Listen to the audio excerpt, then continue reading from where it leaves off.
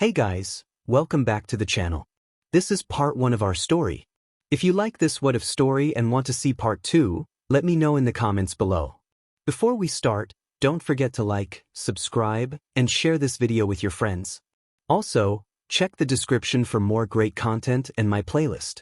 This story was posted by DragonBH on Wattpad. Now let's start. Izuku. Yes, Mom. Izuku asked while looking up from his meal, staring at the woman sitting on the opposite end of the table. His mother glanced down and twiddled her thumbs together. The years of stress eating had made her gain some weight and lost her old figure. A worried expression decorated her face, something he had seen every day since he received the news of becoming quirkless.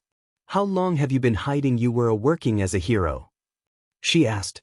Hands paused and mouth ajar, the pickle clenched in between the chopsticks mere inches away from him. What she said surprises him as he never told her. Now that he think about it, he did caught her snooping around his room 2 weeks ago. She must have found out through that. "I'm a provisional hero. Temporary. I have to clear several more dungeons and solve several cases before I can take part in the hero final exams. If I pass the finals, then I can finally be a hero." He paused briefly before continuing. "You know, I'm surprised you found out about this. Aren't you gonna stop me before I hurt myself or worse?" "Don't you sass at me, young man," she barked but frowned when he shot her a skeptical look, raised eyebrow but it didn't quite reach his eyes. Oh, much as she loathes it, he was right. Did she provide a word of comfort when they found out the bitter truth? All she did was ignore it, acting like it never existed. "I just want to talk to you about the whole hero business." "You want to talk about that? I thought you hated it." His words caused her to fidget nervously and she offered a weak smile. "Yes, well, since you have awakened, was it? I think I want to give my input." Izuku stared at her in silence, face blank. Despite that, a torrent of emotions swirled within. Taking a deep breath, he pushed them down and forced a weak smile. "Sure, Mom," he spoke. "But can we do this later? I have work to do now." "Don't stay up now." Inko tried to say something but was unable to do so as her son immediately gotten up. Just as she managed to get the first word out, he had already left through the door, leaving the poor single mother by herself. Line break. Was 𝐒𝐮𝐬𝐴 back there? Izuku Midoriya wondered as he walked down the streets of 𝗧𝗜𝗧𝗟𝗃, pulling the fabrics of his clothes around him to preserve his body's warmth. Secretly, he chided himself acting so dismissive towards her. Was it wrong of him? Selfish perhaps. Does it even sound rude of him to speak like that? Probably. He'll have to go back to make amends later if possible. He shouldn't have done that. But it has been ages ever since he was diagnosed quirkless. And when she found out he had awakened, she acted as if everything she had done in the past doesn't exist. As if she was relieved. Talking about his career as a hero in training. It doesn't sit right. Especially when he looked at her in the eye. Those pitiful and melancholic looks.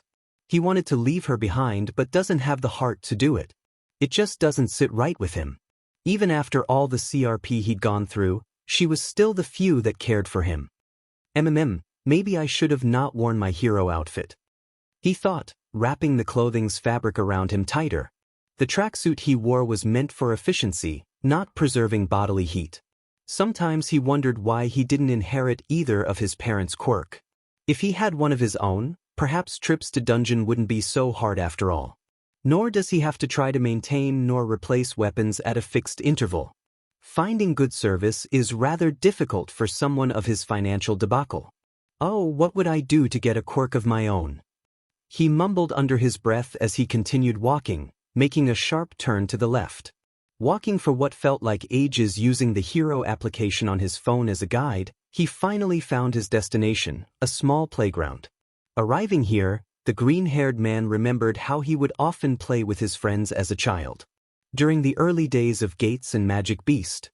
Scattered around the place was a group of people of myriad ages, some young and a few looked like they have one foot in the ground and the other out of it. Some of them were familiar faces as some of them were people he worked with while others were complete strangers. Each one of them carried a traditional weapon of some sort, bows, swords, spears, and so forth.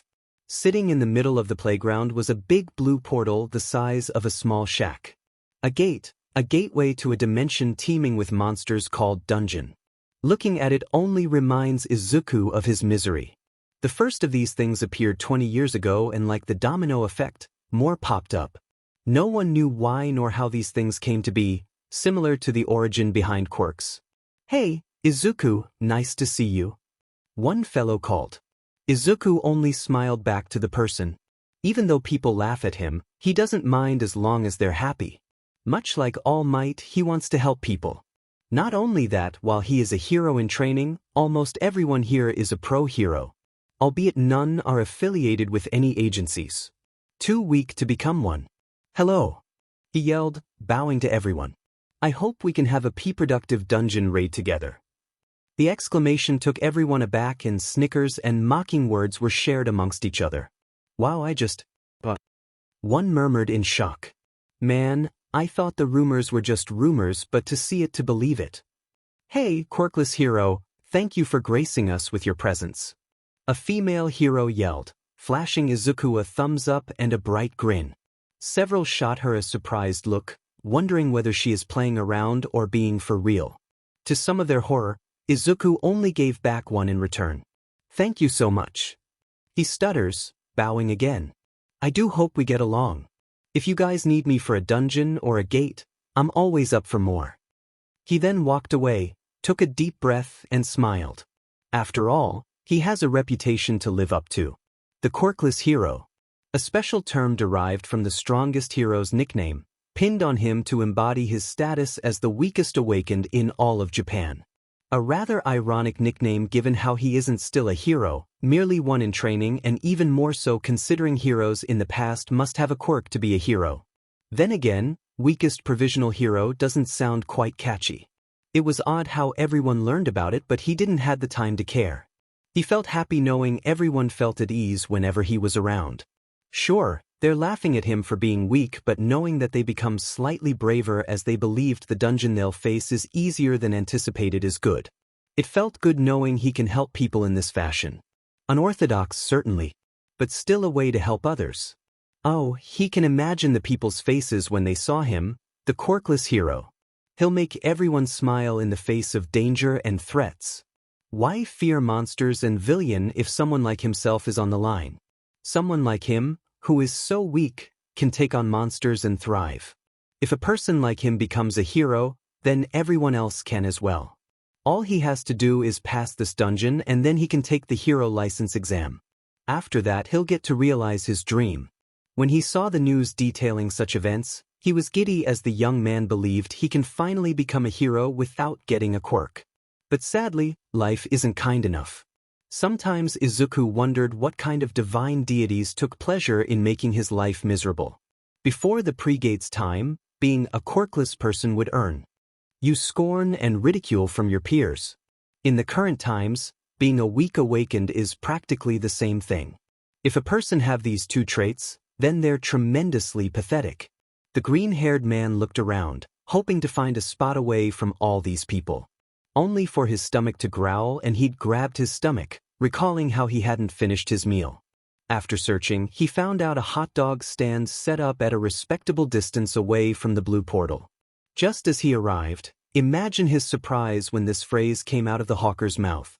"I'm sorry, sir. We've just sold out." Izuku tried not to let his disappointment show, offering a smile in return to the stall owner's own. "Oh, okay then. Thank you."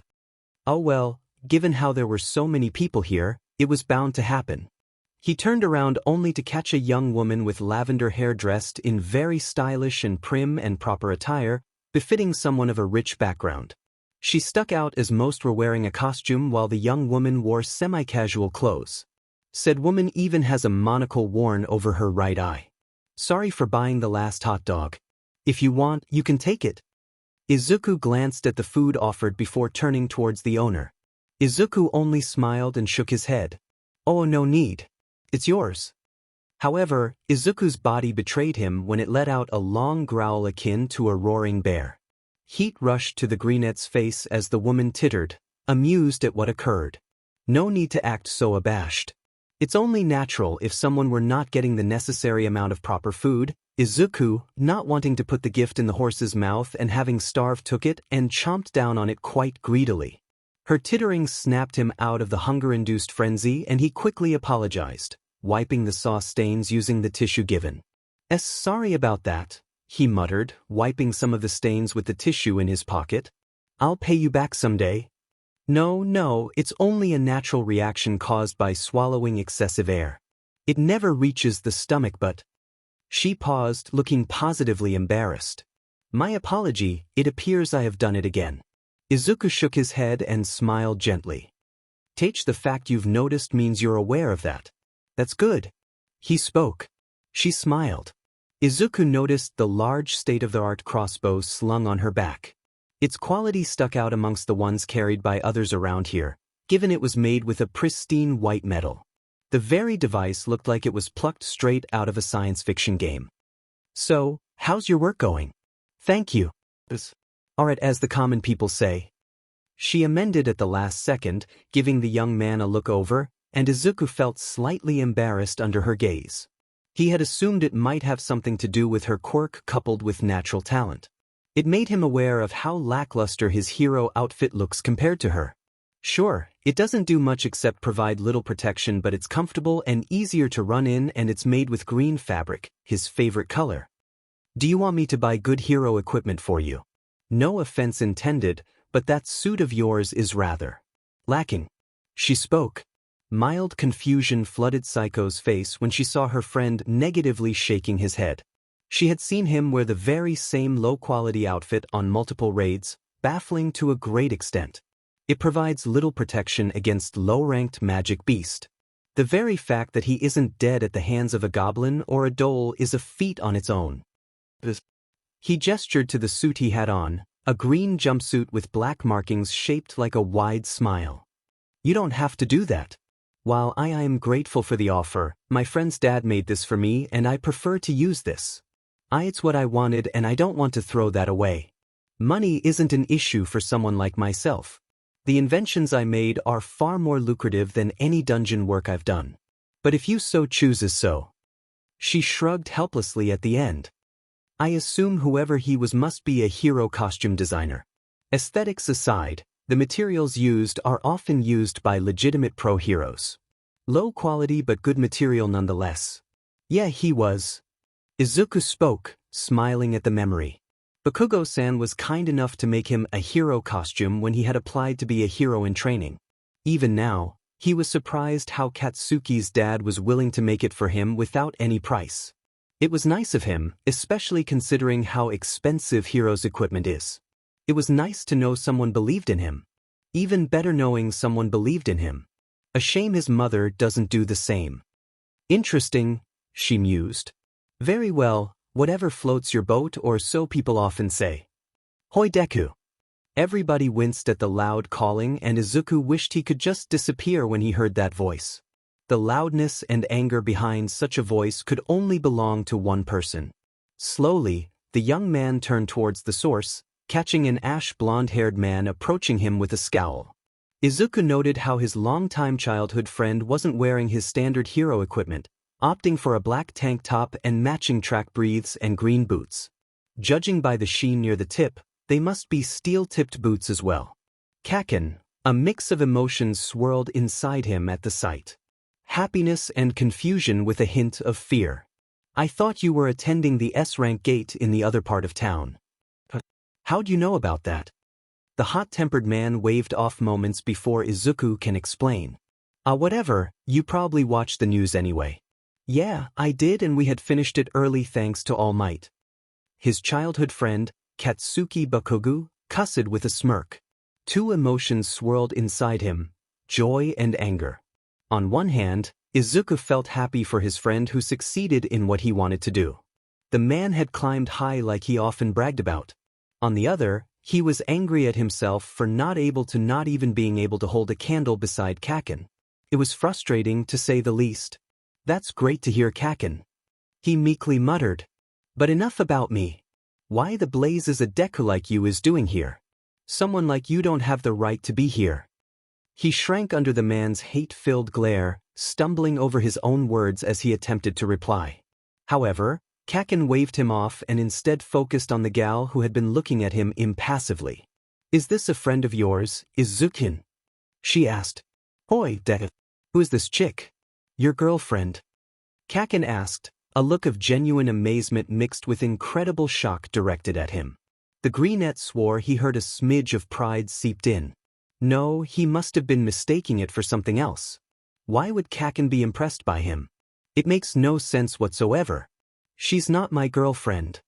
The answer was quick, earning a raised eyebrow from 𝐀𝐮𝐭𝐡𝐨𝐫. How can someone like him date someone like her? He's a Quirkless for goodness sake. A lowly person like himself can never get it on with someone like 𝐶𝐿. The man snorted. I guess you're right. You don't strike me as that sort of guy." Katsuki spoke, turning to the woman. Her face was expressionless though he caught a slight tense up. He offered a hand to the lady. "Katsuki Bakugo. What's your name?" "Yes, I've seen you on the news. The rising star of Japan's #1 agency. My name's 𝐀𝐮𝐭𝐡𝐨𝐫," answered 𝐶𝐿 tersely. After some quick thinking, she took the offered hand if only out of common courtesy. 𝐶𝐿 noted. Through the fabric of her gloves, it was rough and callous. As expected of one who uses explosion quirk. From what she had heard from Izuku and the social media concerning him, she had set the bar low. Color her surprise when he returned the gesture properly. No overreacting. No forceful shake. None of the temper he was infamously known for. Our personal genius of the millennia. Katsuki snorted. Why someone like yourself is hanging out with a disappointment of the millennia like him? Yeah. I have my reasons. Tell me, why someone like yourself is hanging out with Izuku-kun? She repeated the short-tempered man's words. Her question earned a look of genuine surprise as if he can't believe what the woman had asked. A quick look shot at Izuku who wilted before quickly turning back to her. "You don't know?" he asked, genuine disbelief in his tone. "Yes, he is quirkless, that is correct. What of it? Is heroism not about doing what is right? To help others simply for the sake of helping? Noblesse oblige is one of the core aspects of heroism." "Well, yeah. But have you ever heard of a quirkless hero? Heck, I don't think there's any weak awakened like him. Most E-ranks work as miners or normal day-to-day jobs." Izuku deflated at 𝐀𝐮𝐿𝐴𝐵's words. The truth. A piece of completely factual information that has been confirmed even by many. While that is statistically true and proven, young Midoriya is your friend, no? 𝐶𝐿 asked, earning a derisive snort. "He often talked highly about you. I'm rather shocked you would treat your friends in this manner." Hey, I call him weak because it is what it is. Sky's blue and people with strong quirks can be heroes. Course having mana is a must as well, but the point stands. He stated, turning towards Izuku. "I quit if I were you. You're honestly weak and I'm impressed how you're not dead yet." "Thanks," he meekly muttered. "For the compliment, I mean." The man looked at him in slight disbelief before scoffing and walking away. Out of the corner from his eyes, Izuku saw and caught how several people were snickering. His hand tightened into a fist but was eventually released. Who is he kidding? He can barely take down a goblin by his lonesome. What would be the purpose of nursing grudges against any of these people? Weaklings like him can only move onwards, doing their best to get by. A quirkless person likes him best, just forget it. Watching the people around him made him crack a smile though. Usually, it meant a person who fights for the greater good and a person without any moral scruples. Almost everyone around him is nothing but just bullies. It's so ironic. "Why do you let him trample you?" 𝐶𝐿 asked. "When I heard how you spoke highly of him, I had expected to see something else. But the fact he acts just as foul as he is on the news speak volumes of his character." "Oh, that's just how he is." Izuku waved off, chuckling all the while. "He's just trying to look out for me. You know what are friends for and all that. Anyway, let's get going already." Before she can say anything, Izuku immediately left. 𝐶𝐿 watched the man retreating, shaking her head as she did so. She can't force him to accept help. Huffing, the woman followed suit. Line break, regrow, regrow, regrow, regrow. 𝐶𝐭 kept chanting and Izuku could feel the healing touch seeping into him. It was a mild, unpleasant feeling similar to how a person feels when they ripped off a band-aid. "Thank you so much." He bowed politely but stopped partway when he felt the wounds closing up. 𝐶𝐭 only offered a kind smile, brows coated with sweat as her healing magic continued her work. The gloved hand kept glowing a green hue and Izuku watched with fascination as the wound slowly regenerate lost flesh. "It is all right. This is what friends are for naturally," she states with a haggard smile. A side effect of overworking her cantrip spells. Needing to heal Izuku constantly is a hassle on its own given how self-harming his fighting style is. The choice in weaponry and usage of armor also plays a factor in how often he gets injured. "Again, thank you for the help." His words earned only a muted nod from her. "I'm so sorry for asking you to use cantrip on a quirkless like myself. Just forget it." The woman waved off. "You know, you're harder to heal, slower I mean." Her sudden words took him by surprise. But Izuku merely laughed as he scratched the back of his head in embarrassment. "Yeah, well, I guess you can say it's a quirk of mine." "Ha." Izuku laughed, ignoring how the woman only stared blankly at him. Truthfully, even he didn't know why his body can't heal very well. In addition to being weak and quirkless, healers took longer to heal him. Medicine worked just fine, but when magical means like a healer's spell are involved, they just don't work very effectively. Izuku attributed it to his mana levels being so low. Several doctors and people on the internet agreed, so it's got to be true. Even Intelli had expressed it might be that reason. "Yes, I have to agree with you. You heal slower using both normal magic spells and cantrip spells. Not only that, but the training regime I recommended to you had only improved your performance by a small amount." 𝐶𝐭 spoke. "Tell me, can you use the cantrip spell I taught you a week ago? Regrow is the name." Yeah, about that. I chanted as you instructed, but it just doesn't work. The plant doesn't grow any bigger," he replied, causing her to hum thoughtfully. He felt embarrassed telling her this as cantrip spells are considered to be the most basic of spells. They work similar to normal spells used by mages but are weaker in general. The regrow spell is something even an E rank can do. Like the other cantrips, all you had to do is chant the word repeatedly and the potency of the spells increases proportionately to the times it was chanted. "You are certain it doesn't work?" "Yes. The training regime you recommended did help me. If only by a little." "I see," hummed 𝐶𝐭. "How about you visit me after this and we'll run some tests?" "Same like usual." He nodded somberly. Yes, there's also that dilemma of his. Most awakened are, well, awakened with a certain set of mana that dictates their rank and physical and magical performance. Naturally, the higher the mana in a person, the more powerful they are. However, Izuku was an odd case as there is so little mana in him, he might as well be a normal person. Well, as normal as a quirkless person can be. Cantrip spells, feasible to any awakened regardless of rank, draw energy from the surrounding through the repetitive invoking of a runic character, which is something he can't even use as well. Working out has proven to be an excellent albeit more tiresome method to become stronger yields few results. Almost like there's someone out there, some higher power is purposefully making his life miserable. "Excuse me, have you ever considered quitting the hero business?" Izuku looked at her in shock, a frown settling in. From what she had garnered, Izuku doesn't come from a poor family.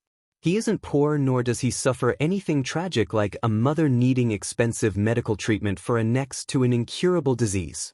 Instead, he chose to endure these brutal tribulations for whatever reason unknown to the intelligent girl. Why the question?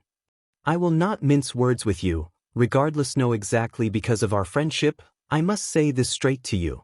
You can't fight, you are weak and quirkless. You can't even use rudimentary spells like cantrips. Sooner or later, you're going to die, either by a magic beast or lizards." She spoke heatedly. "So, why have you not quit the hero business?" His friend's words cut a deep wound in him, but he didn't retort, knowing she was only looking out for him. What she said was correct as his strength isn't even enough to compete with E ranks. Weak monsters can take him on and lizards are a much fearsome opponent given their nature. Naturally, people would wonder why he chose to work this line of occupation. Well, call it cheesy, but I want to be a hero. He answered truthfully. I just want to help others because, well, you know who my father is, and All Might is an idol of mine. There's no deeper meaning to it. I want to help people. I like helping people. You do know pro hero isn't the only occupation, correct? Psycho asked. You can be a teacher, a doctor, or a fireman. There is quite literally a multitude of other types of occupation where you need not risk life and limb and you can still contribute to society's growth. You're not wrong. I can do that, but it's just not what I want. I want to follow my passion. What I wanted as a child, and even now, I still want it. Sure, I can help others with other methods, but it's just not what I want. She stared at him and took a long, meaningful breath and exhaled, trying her best not to lose patience. Illogical. A very apt term to describe Izuku. From her 1 month of interaction, she had learned he is a very illogical person. If I hadn't known you, I'd take you as a sadomasochistic person. There's a fine difference between heroism and plain stupidity, Izuku-kun. A pale, heartfelt laughter escaped him only to turn into yelps of pain as the lavender-haired woman pinched his stomach, a small pout on the face. Izuku winced and begged her to stop. In another corner, he saw 𝐀𝐮𝐭𝐡𝐨𝐫 sitting by his lonesome away from everyone with several members of their group shooting him a stink eye. The young man continued to chug down the bottle in hand without even acknowledging them or anyone else, seemingly wrapped up in his own thoughts. Some people shot him a stink eye, but their target ignored it. 𝐀𝐮𝐭𝐡𝐨𝐫 might be a temperamental, foul-mouthed man with an ego rivaling All Might's musculature, but those are backed up. During their youth, 𝐀𝐮𝐭𝐡𝐨 was often praised for his quirk, and after undergoing the awakening process, it became greater than ever. But despite all his friends' flaws, Izuku knew he doesn't care about the fame or money brought by becoming a hero, only wanting to choose to do good. If only people can see past your mistake. Izuku thought. 𝐀𝐮𝐴 most admirable trait would be his drive. His powers were impressive and stood out in their ways, but it was that longing that pushed him forward. Back when they were kids, he still remembered how often the two declared wanting to be the best and strongest pro-heroes ever existed. It frustrates him to no end given how weak he is. Nothing he does seems to work at all. Everybody listen up. All turned their heads towards the source, a middle-aged man by the name of 𝐀𝐮𝐭𝐡𝐨. Despite his golden years, the man was fit as a fiddle, as working as a hero needs to have a certain level of physical fitness. As the dungeon still hasn't crumbled yet, it's best to assume the boss is still not dealt yet. My good friend Hoshi, he gestured at a man just as old as him, has discovered a secret tunnel while fighting. There's a high chance said boss is somewhere along that tunnel. Normally, I'd say we retired and called for backup. But since this gate is on the 7th day already and we have an A rank on our hand, I say we go for it. Bakugo-san has already promised not to take any of the rewards from this raid. Izuku shot 𝐀𝐮𝐴 a surprised look, who ignored him. When did those two have such a discussion? Was it during the earlier break?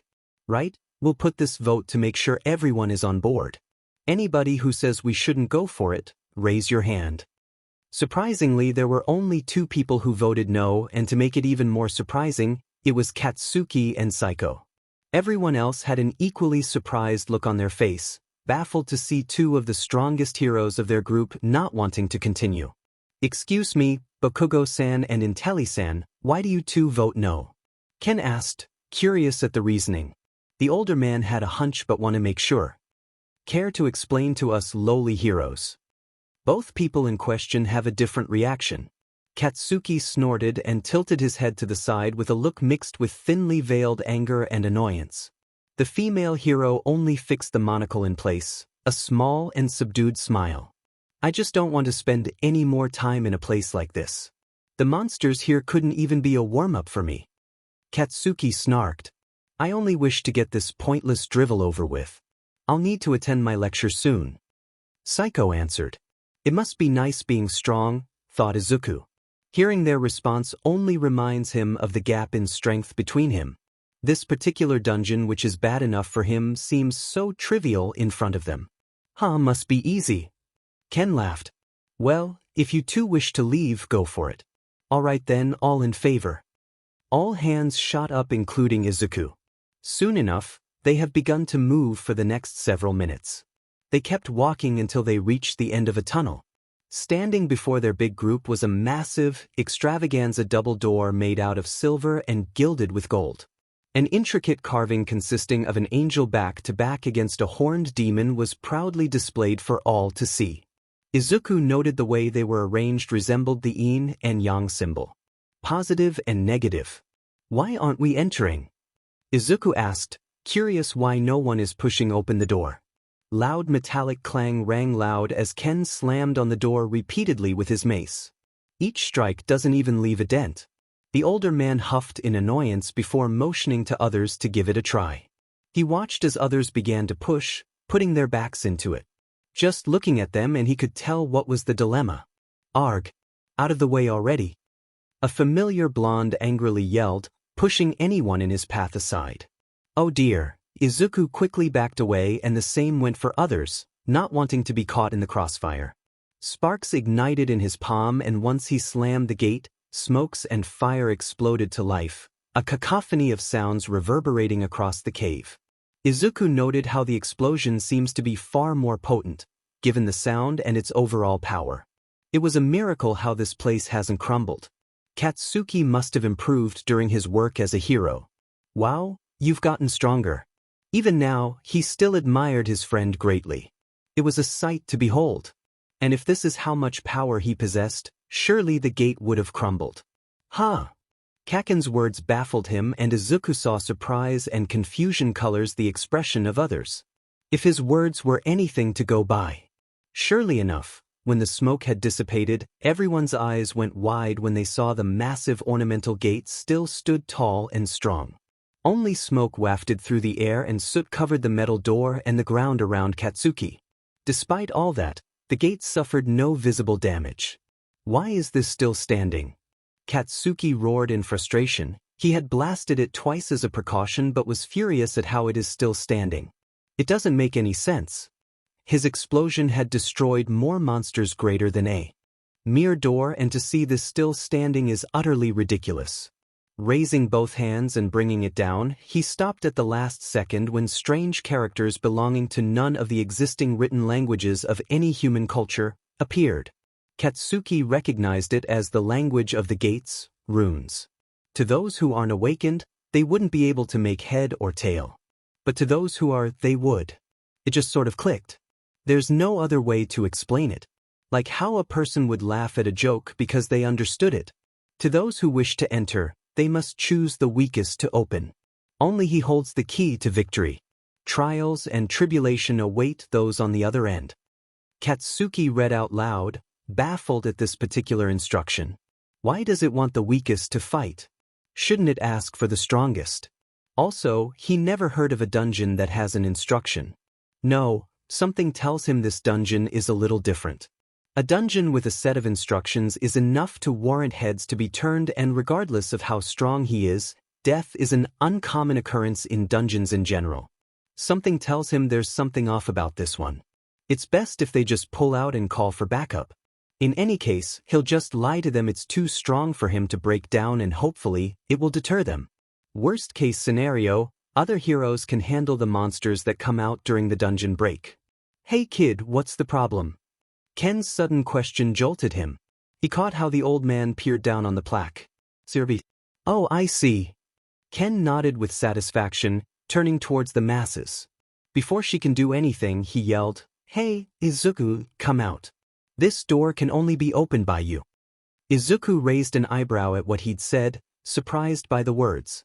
The young man walked towards the door and after sharing a look with his friend and saw a hopeful look on the older man, egging him on silently. Seeing no reason, Izuku pressed his hand against the door.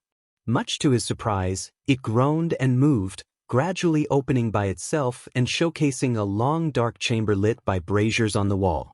Thanks, kid, anyway, let's get a move on already. Ken barked, walking past Izuku while patting him on the back. Others began to follow suit and Izuku, seeing no reason to dawdle, quickly does the same. Katsuki watched the large entourage move forward but caught a distressful look on Deku's friends' faces. I suggest you make your choice, he barked at the girl, walking past her. 𝐻𝐿𝐼 wondered about the choices at hand. 1. She can simply leave and avoid any more future delays. The bus for Tokyo leaves in the next 3 more hours. Besides, she has a lecture to attend and work on her thesis. Logically, this raid should be easy to solve as there's an A rank amongst these weaklings. But then she remembered how he had decided to save her even though he is, for lack of a better term, is a weakling. Well, help is too strong of a word. Perhaps distract is a proper one, since he was immediately taken down once the element of surprise disappeared. She was still thankful for what he had done as he managed to call for help. A shame they had committed suicide together during custody and their leader escaped. She would love to see them face justice. Meeting you is something I can never consider a bad thing, despite how tiring it is for me to help you multiple times. 𝐻𝐿𝐼 muttered, following after Katsuki Baku. If it means wasting her precious time, she'll protect Izuku Midoriya. Wow! Izuku's awestruck words echoed across the large chamber. The sound bounced against the walls of the room. The entire design reminded the young teen of the final boss room in a fantasy game, old and worn throne room with massive statues aligned against the walls, and a single empty throne in the middle of it all. Mosses and other floral life have grown and covered the statues and other parts of this chamber, but only the throne remained intact, undamaged by the surrounding elements. This is one fine statue. 𝐻𝐿𝐼's comment drew Izuku's attention toward a statue. A towering statue modeled after an angel, standing several feet away from a throne. 6 wings were folded against its back and had a hood drawn, preventing people from seeing its face, and a tablet was held in its hand. What do you think about this place in 𝐴𝐿𝐼-san? Izuku asked, absently tapping on. From a personal standpoint, this is a place of wonders, but from an objective one, it's rather perplexing. She spoke, tapping on the statue. It wasn't hollow given the sound. 𝐻𝐿𝐼 did not know a thing about craftsmanship but can easily tell they were well made, but it confuses her. Any scholar worth their salt can tell all of them were based on human armor, belonging to the sects of medieval warriors in Western countries. Human armor.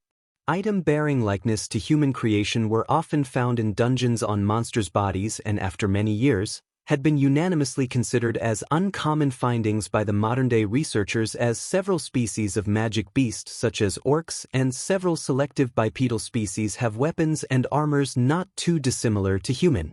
Why is that? Izuku asked. The woman pondered on the answer, thinking about a proper reply but decided against it. It's just something that concerns my thesis.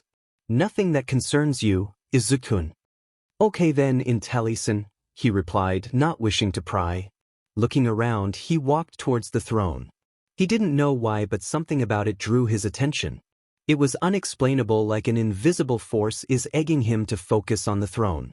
Truthfully, it looked quite simple, lacking in ornate design. It had no fancy jewels nor made out of gold. If anything, the only noteworthy part was how it looked like it had been carved out of marble stone. Maybe just once. He thought giddily, wanting to take a seat. When he did, the seat felt wonderful. It felt cool to the touch.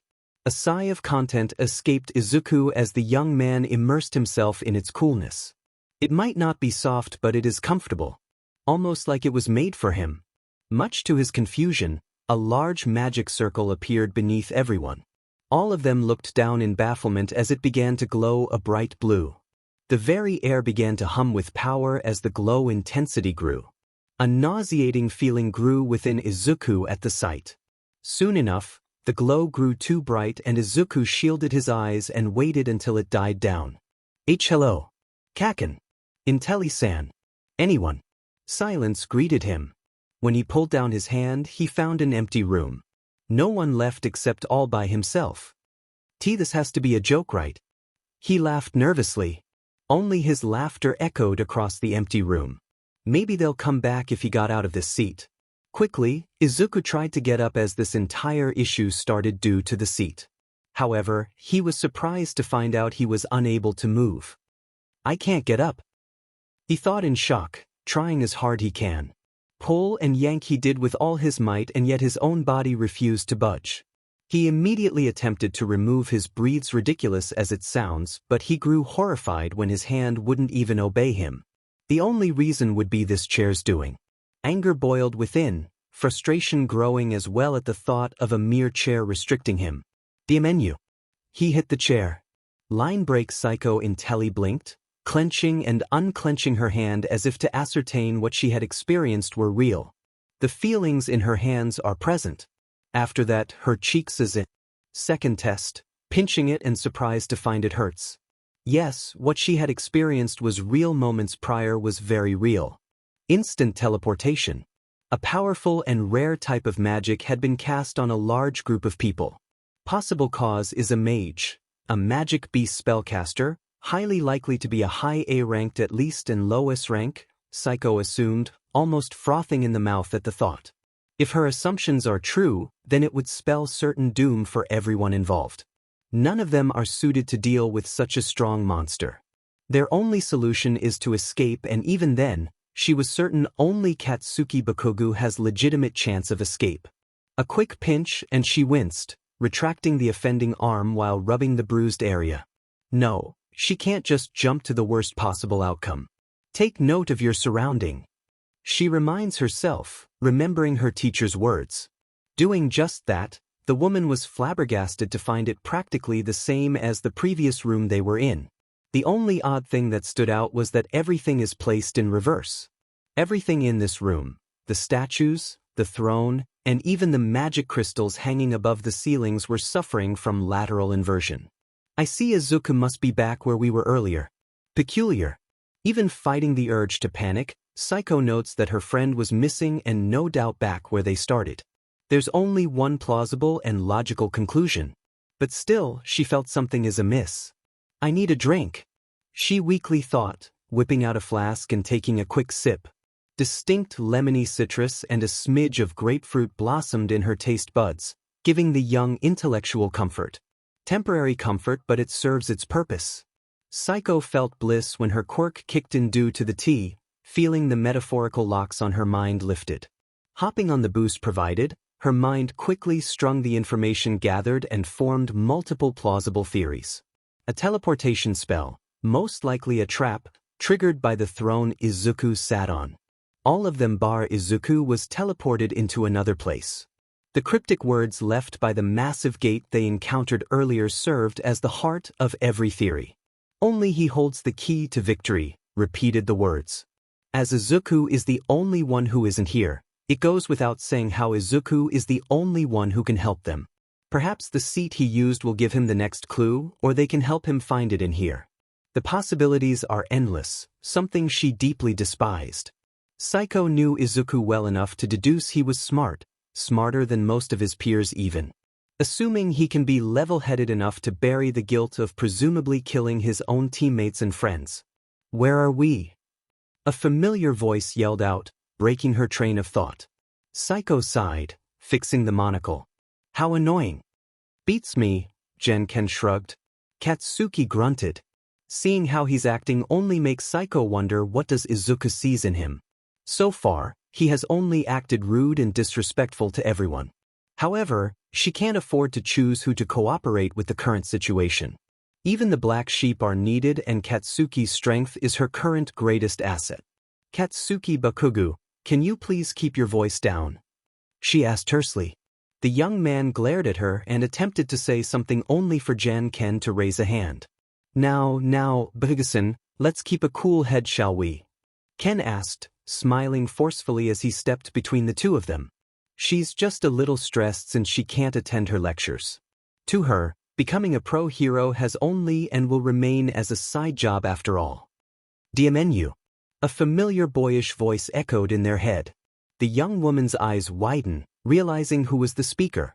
Everyone else reacted appropriately, taken surprised by what they heard, and looked around as if it would help them find the source. Katsuki's eyes widened in shock before a scowl replaced it, explosions cracking up as he settled into a crouched forward stance. Eyes scanning the immediate surrounding. Who's there? Show yourself, Yufus. Izuku-kun, is that you? Psycho asked. Oh, thank goodness, I thought I was going crazy when I heard voices. Are you guys alright? Is anyone hurt? You dumb turd, you caused this, didn't you? Fix it now. Katsuki roared in anger. Izuku sputtered as he attempted to form coherent sentences. Excuse me, but I would like confirmation whether you are truly my friend. Tell me when and how did we meet? Saiko's question garnered looks of confusion. What's the point in that? One of their teammates, a woman, asked. Saiko only stared at her numbly. Because there have been records of magic beasts able to mimic the voices of their targets in an attempt to lure their prey out. Though your ignorance is not unreasonable given the biased Hero Public Safety Commission's way of treating the low-ranked heroes. For your information, some monsters like the Alchemist and Cyclops uses tactics to lure their prey, mimicking the voices of familiar people to lure them into becoming careless. She stated, turning towards Katsuki, arching a knowing look at him. I'm certain our resident member of the Pillar of Hope's agency knew it better than anyone else. Monocle isn't wrong. Caution is important when working in a dungeon. You never know what kind of monsters are inside. Katsuki muttered, glaring at the monocle-wearing girl all the same. I'm sure everyone here must have heard of the Kyushu incident. It was a complete and utter clusterfuck caused by freaking morons with their heads over the cloud. Many knew about it. The first failed gate expedition the Japanese heroes suffered roughly 2 years ago. Something that had severely damaged their country's hero's reputation as it was one of All Might's sidekick who had caused it. The threat was subdued through the combined forces of Japan's S-ranked heroes and both China and India's pillars. Anyway, please provide the answer to the question. Saiko continued, trying to divert the attention. If I recall right, it was 3 weeks ago, in the C-rank gate in Mizudafu. I was hired by you to be a porter and you even openly called me a deadweight since you even believed I can't provide much help. You are. Correct. Saiko muttered tersely. Right? The two of them didn't get on the right foot with each other. Why yeah. His voice echoed in her mind. Telepathy, Saiko surmised as it was the only conclusion. Anyway, I think I may have sent everyone away to someplace. I don't know where nor when if it's even possible. Can you tell me what do you guys see? Okay. You're asking whether we're doing all right. We're not in Kansas thanks to you. 𝐀𝐮𝐭𝐡𝐨𝐫, have the repetitive usage of your quirk damaged your brain? Saiko asked, a scathing glare directed at him. We are not even on Earth on technicality as various scholars such as 𝐀𝐮𝐭𝐡𝐨𝐫, Reinhard Schneider, and even Christopher Reed himself had proposed their theories on the origin of gates and dungeons and proven correct.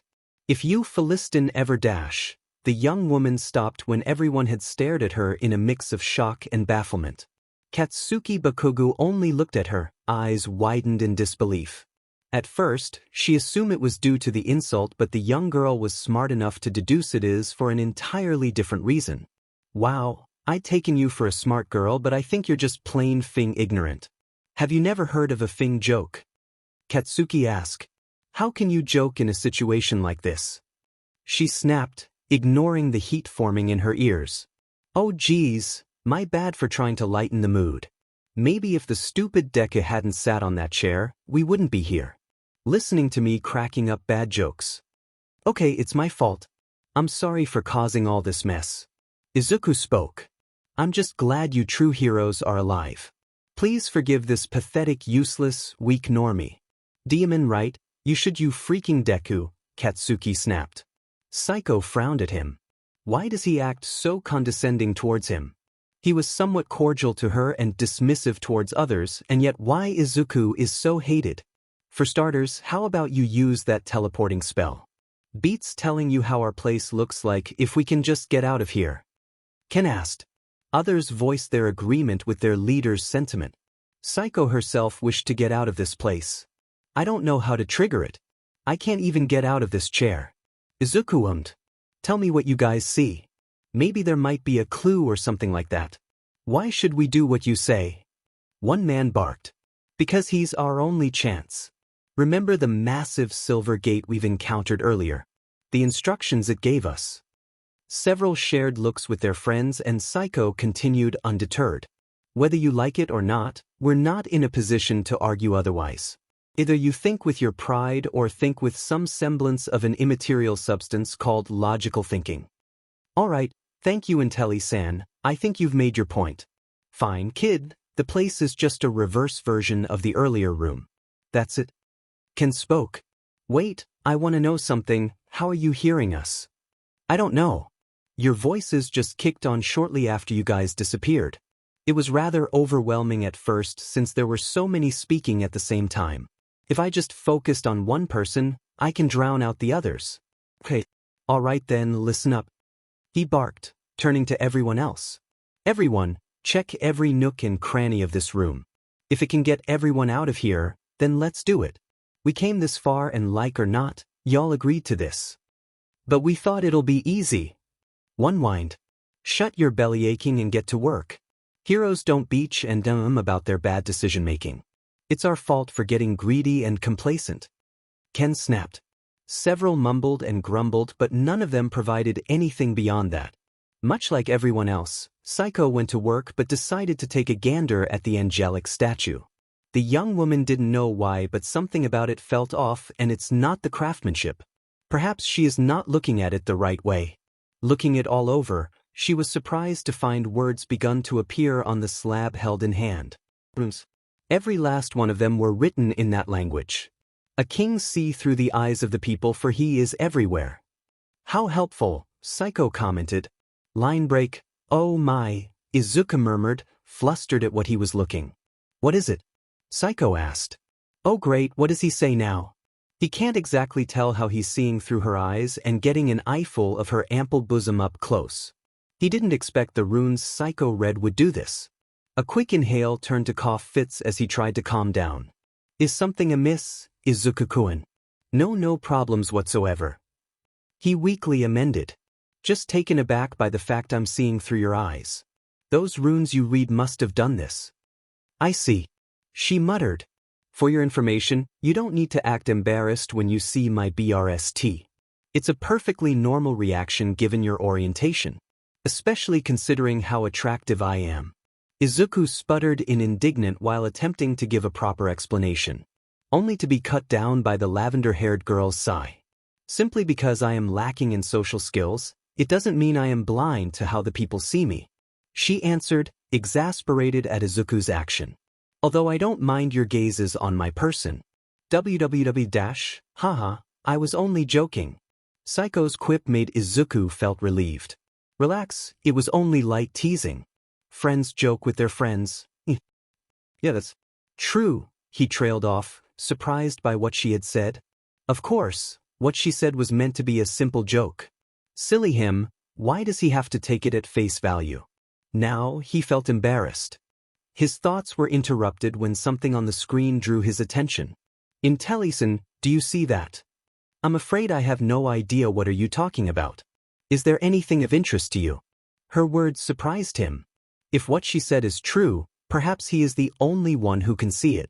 Much like the video games he played, they might be able to help his teammates get out. Clues meant to be utilized to help others escape. Exactly that. The tablet in front of us, I mean you, is glowing. Maybe you can pull it out. No wait, look around you. Maybe other objects does the same. Please tell the others please. A possibility, but did you not think there is a high probability that what you suggest may have a horrible catastrophe? It could trigger a trap of some kind. Call me a pessimist, but I just feel uncertain about this. We do not have the necessary information for our conjecture to become facts. Izuku hummed in thought at what she said, leaning back in his seat. The comfort it provided did little to mitigate the headache he's having. How could he have not considered that? Someone could have hurt or worse, died due to his carelessness. No, that's not how a hero should act nor be. You're right. I'll tell the others just in case. Briefly, Izuku wondered how does he try to communicate to the others. Getting caught up in the moment had the young man wondered how to do it. How does he establish a link to the others manually? What occurred earlier had only been a fluke. Can he just do that by repeating what he did with 𝗧𝗍 only in reverse? I'll tell Ken-san, Izuku decided. Ken-san might not be as powerful as Kaken nor 𝗀𝗧𝗟𝗘, but he's the oldest and most experienced member of their party. The mere fact everyone chose to follow Ken-san instead of Kaken or 𝗀𝗀𝗟𝗃 is proof of the faith people have in him. Ken-san, can you hear me? Goodness kid, you almost gave this old man a heart attack. Izuku laughed along with the man's jokes. Izuku knew him well enough that the old man wouldn't die from a heart attack. The fact that he can still work in this line of occupation in his golden years is a sign of how healthy he is. What is it though? Did you find something? Well, I think so. The tablet on the stone angel is glowing. They might help you guys escape. But please tell others first. I see. Ken nodded. Why tell me and not just announce to everyone? Well, they're not going to listen to someone like me. For being you know what. Izuku trailed off, letting the implication sink in. Oh right, I forgot about that, he waved. So, which ones are the ones that can help us? Izuku told him about the items and Ken relayed to them in the form of orders. Through Ken-san's eyes, he saw the tablet getting picked up by the old man. It looked rather big and yet Ken held up the tablet without showing any signs of straining. Alright dumbass, what do we do with this? Kaken drawled in annoyance. Several others voiced similar questions. Well, now Izuku has officially zero clue on what to do next. He had expected anything to occur in all honesty. What he didn't expect was everyone asking him about the next course of action. I guess we wait for it to. Give us a clue. Much to Izuku's joy, multiple sentences in runes began to write themselves. Izuku and everyone else watched with curiosity as the stony surface was carved by an invisible chisel. By the time it was done, several sentences were on it. Bearers of light imprisoned in a prison with no exit in sight. Only those who follow the dark may escape its grasp. What is this fantasy CRP supposed to mean? The first one was from that silver gate and now this. It doesn't even make any sense. Is this supposed to mean metaphor? Kaken roared in frustration. Others had a more subdued but similar reaction to the A rank, voicing their frustration.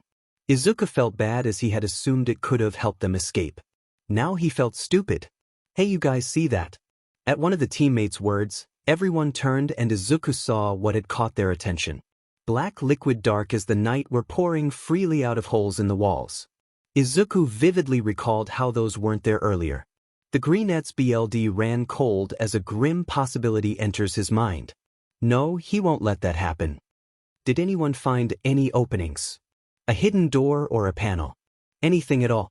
Psycho asked, her tone carrying a faint trace of panic. Nothing. We looked but didn't find anything like what you asked. One man stated. Oh God, we're gonna die, aren't we? Another cried out. Check that slab for any clues and check the walls. Maybe I can find something for you. Izuku yelled out. Oh goodness, please just listen to what he says. You heard the boy move. Katsuki, I want you to fly around and check for anything. Daigo, take the slab and check it for any clue. Inform the kid if there is. Everyone else, try to find more items for Izuku to use. Much to Izuku's relief, everyone began to do what they were told. Focusing on Kaken, he saw through the man's eyes and everything around it is a blur as a result of his friend's explosion. Occasionally, Izuku would swap perspectives to see if there were any other items but no one found anything. Only the tablet glowed blue. You found anything yet? Ken asked. No, Izuku spoke. Something caught his eyes, a weak blue glow. Wait, go back to the statue with the scale. I think I saw something. Line break at his words, Katsuki stopped in midair and fell to the ground. Both legs stuck out and he slid across the floor, hands digging into the muck to increase friction. All he could feel was the slimy black filth instead of the cold ground. By the time he stopped, the air ranker grunted in annoyance at the muck that had reached up to his knee's length. Upon contact, it felt like these things are biting into him. A quick look over, but he found it has no teeth nor does it look alive. But he could feel something inside him leaving. Perhaps, no it can't be now, can it? Taking a deep breath, he tried to control the mana within and forced them to go into his legs. The mana is there but it felt different. Like they weren't there at all. Hey, Deku, I hope you know what you're doing. Tell the others this gunk can make people weak and steer clear off them. Katsuki spoke.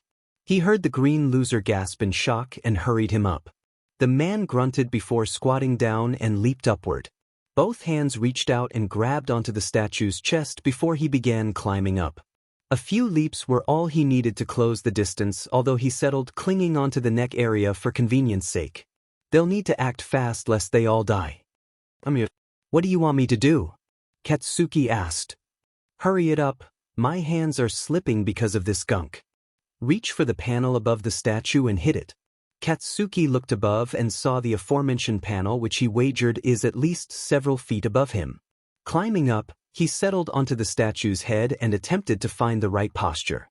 He only has a single chance and it must count. Katsuki, hurry it up. Ken yelled, helping a fellow hero climb up to safety.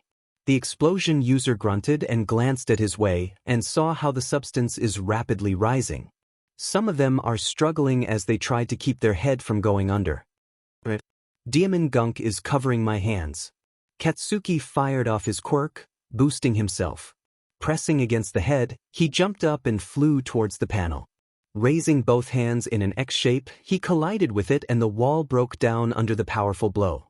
The hard rock-like surface crumbled, leaving dust and debris in his eyes, much to the man's chagrin. Quickly shaking it away, the young hero moved his legs out and landed on the ground. The room seems spacious enough, and since there are no growling, it's best to assume there's no magic beast inside as well. What are you doing? Go back there and save everyone. He turned towards the hole and saw how the water surface level had risen. By now, some of them are holding on, but he can tell from experience. He had worked with heroes during flash floods to tell how dire a situation has went. It doesn't mean he'll give up on them though. Wordlessly, he jumped back into the hole and swam as fast as he can. Katsuki Bakugo didn't care for Deku's words and only acted because he wanted to. How many died? Izuku felt sick asking that, but he needed to know the answer. He felt responsible since they were relying on him for an answer. It was his words and his actions that caused the waters to pour in. All of them were better and far more powerful than he, and yet, they died. All the blame lies on him, not Kaken nor 𝗀𝗃san. 𝗀𝗃san had even warned him of the very real danger of taking that tablet, but he still went and did it anyway. If he could, he would go there and try to pull them out. However, he is unable to even leave this throne and had to rely on Kaken for help. It doesn't help by the time his friends saved Daigo, who was the final person he could get his hands on, the water level had already risen to the fullest, which forced him to get out. It felt surreal, to say the least. A moment ago, those people were well and alive, but now they're at bottom of that huge mass of black sludge. It doesn't take a genius to tell what had happened. About half of our party is wiped out. I only managed to save 4 of our teammates barring you and me, that makes it 6. Izuku numbly nodded. More than half had died in an instant. On the screen, he saw their leader, Ken, and his pudgy friend named Hoshi. Both of them were leaning against the wall looking worse for wear. 𝗀𝗃san was busy tending to Daigo's wound, the tablet holder. Why didn't you save them? Izuku's question earned a scoff from Kaken. Why don't you? But you could have at least gone faster. Izuku weakly replied, and in turn, Kaken snorted. Go what? Faster. A laughter escaped Kaken. That black gunk that covered me was sapping my energy, making me weaker with every moment. It doesn't help the diamond thing seems to rose quicker with every passing seconds. Some of them. The fact Katsuki paused baffled him. As if he couldn't even believe the words coming out of his mouth. Couldn't held on and fell deep into the black sludge. Much as I hate to say it, I gotta prioritize who to save and who shouldn't. His words rendered Izuku shut. For the first time, Kaken isn't yelling nor screaming. He spoke in a level-headed tone, emotions restrained. And yet, Izuku still felt the compulsion to reject Kaken's words. Maybe he could have gone faster. Maybe he could have used his quirk to blow some of those gunk out of the way. But then again, where would those substance go? Forget it. A quirkless nobody like him don't have any right to criticize him. Kaken did his best. But still, you said you were strong. Izuku retorted, fighting down the anger growing. A sigh came, and Izuku wished this chair would allow him to read the minds of others because he really wished to know what Kaken is thinking. If it was anyone else, I'd assumed you're mocking me. Whatever, I'm done talking to you. Why don't you hop over to Monocle's vision and take a gander? Izuku wanted to say more but decided against it. He'd pushed enough of his luck with Kaken. With a mere thought, The screen changed appropriately and turned into one from his female friend's perspective. Watching her hard at work made him feel awful as it serves as a reminder of his choices. Daigo-kun, can you hear me? OHA. The name's Daigo and you're Izuku Midoriya, correct? Daigo replied. A boyish voice that reflects his appearance, young. Izuku estimates the fellow could be no older than he is or maybe a little younger. From what he has seen, he has black hair and a fairly athletic build, possibly from working as a hero. Just sorry about your head injury, Ni-san. Izuku spoke. He secretly noted how his surname is rather odd but didn't ask. It felt rude and he has no right to pry as his surname is a nod to the color of his hair. Nah, don't worry about it too much. Daigo waved off. Hero work has a lot of risk to it. Anyway, I know you want to look at this tablet here. The tablet came into view and the young man saw a different statement on it. The previous two sentences had disappeared and another sentence took their place. March onward towards the Chamber of Angels and you shall find what you seek. Izuku read out loud. Well, that seems helpful. March onward towards the Chamber of Angels. It's highly unlikely it's referring to the previous chambers since the previous one is now overflowing with that black sludge. However, it did kept him hopeful as whatever lies in this chamber it spoke of is something they seek. Perhaps it is the exit to get out of this place. Any ideas, oh fearless leader? A certain A-ranker snarked. Izuku settled back and hummed in thought. What would be the right course of action here? I guess you guys must move forward. Seems to be the only option. He answered, clenching and unclenching his hands repeatedly. Well, you heard the useless help. I'll scout ahead to see if there's any potential enemy. Follow me once you're done. I'll leave a mark behind for you guys to know where I went. The man turned and marched forward. Izuku watched the man's retreating before focusing on Intelli's mind.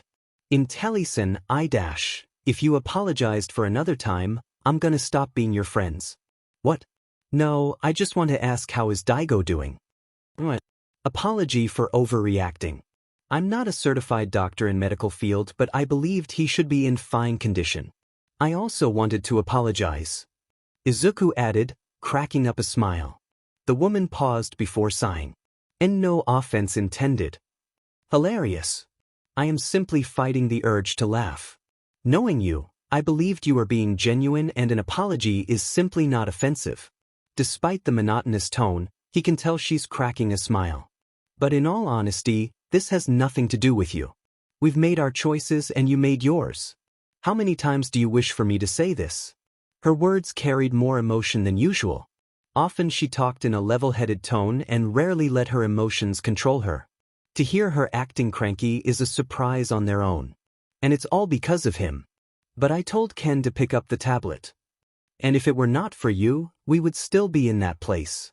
We've made progress and while the loss of life is unwanted, it is of their own doing. They entered this dungeon believing it is easier with the aid of two powerful heroes.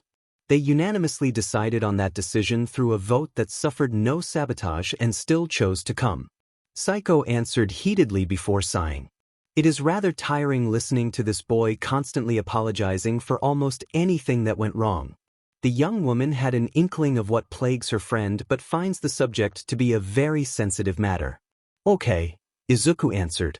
Psycho huffed in satisfaction and went back to checking on Daigo. I can only suggest you don't work yourself too hard. Regrow spell only regrew the loss of cells and doesn't heal blunt or penetrating trauma. You may still feel a headache occasionally. Got it? Daigo grinned before picking up the tablet and his sword. Seeing there's no one else is needing treatment, she focused on the crossbow. Izuku watched her hands going over the massive modern weaponry. The silence was disturbed by a loud crashing sound, startling everyone. From Izuku's perspective, the screen shook greatly mimicking the effect. Move. He needs our help. At Ken's words, everyone sprung towards action. The green-haired man watched as his teammates ran towards the source. The very same path was taken by Kaken earlier. Yet again the worst scenario ran through the young man's mind and his heart beat rapidly at such thought. Not in elation but anxiousness, fearing for the life of not just his childhood friend but the lives of others. If Kaken falls here, the others will have a far lesser chance of surviving. Even though they aren't facing a monster, who's to say it will stay the same in the future? Worse, Izuku does not wish to have another person's life snuffed due to his actions.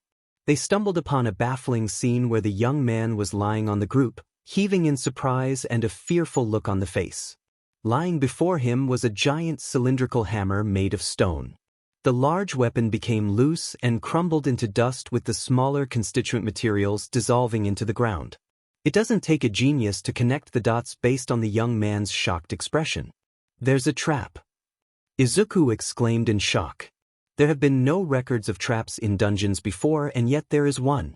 The longer Izuku spent inside this dungeon, the more fearful he is becoming. Who's to say something like a stone spear erupting out of this throne and pierce right through him? "Are you alright?" Izuku watched his childhood friend glare at the questioner. "Don't you think that's just dumb?" 𝐀𝐮𝐭𝐡𝐨𝐫 snarked, dusting himself as he stood up. "Hey, check the tablet." "Sorry, 𝐀𝐮𝐭𝐡𝐨𝐫, it still says the same thing." The information caused the man to growl in frustration, but he didn't go beyond that. The appearance of such a dangerous contraption frightened Izuku, and he felt others are undoubtedly unsettled by this. Now, they are unable to move as much as they want. One wrong move and perhaps they would have become another casualty. "Are you kidding me? If we're forced to choose whose lives are sacrificed at some point, I'm gonna kill whoever is making us participate in this Jigsaw horror ripoff. I don't think a fictional character is involved in this place," Izuku muttered. The blonde's response was yelling at him to keep his mouth shut. Smartly, he relented to the man's demands, not wishing to aggravate him further. "Enough. We'll just have to rely on Izuku to deal with this problem." Ken ordered. "Right, you guys can count on me. One of you will have to be at the front so that I can see through their eyes." Izuku stated. "I would like all of us to walk in a single file." 𝐶𝐿 spoke up. "I'll be at the front and Katsuki at the back. The rest of you are in the middle. Izuku-kun can see through my eyes. That way we can avoid potential traps from being triggered." "I see your point. Very well, lead the way." Ken spoke. Through her eyes, he saw how none of them objected and complied with her suggestions. As expected of someone like 𝗀𝗏𝐿, commanding a group of heroes with ease and suaveness of a pro hero. And so, their group marched forward. 𝗀𝗏𝐿 had her crossbow out and ready to fire while Izuku watched with close attention to find any glowing objects. Hopefully, the whereabouts of the trigger's traps work on the same principle as the previous problem. They moved for 20 minutes and encountered no magic beast nor a single trap until they stumbled upon a forked road. "Wait!"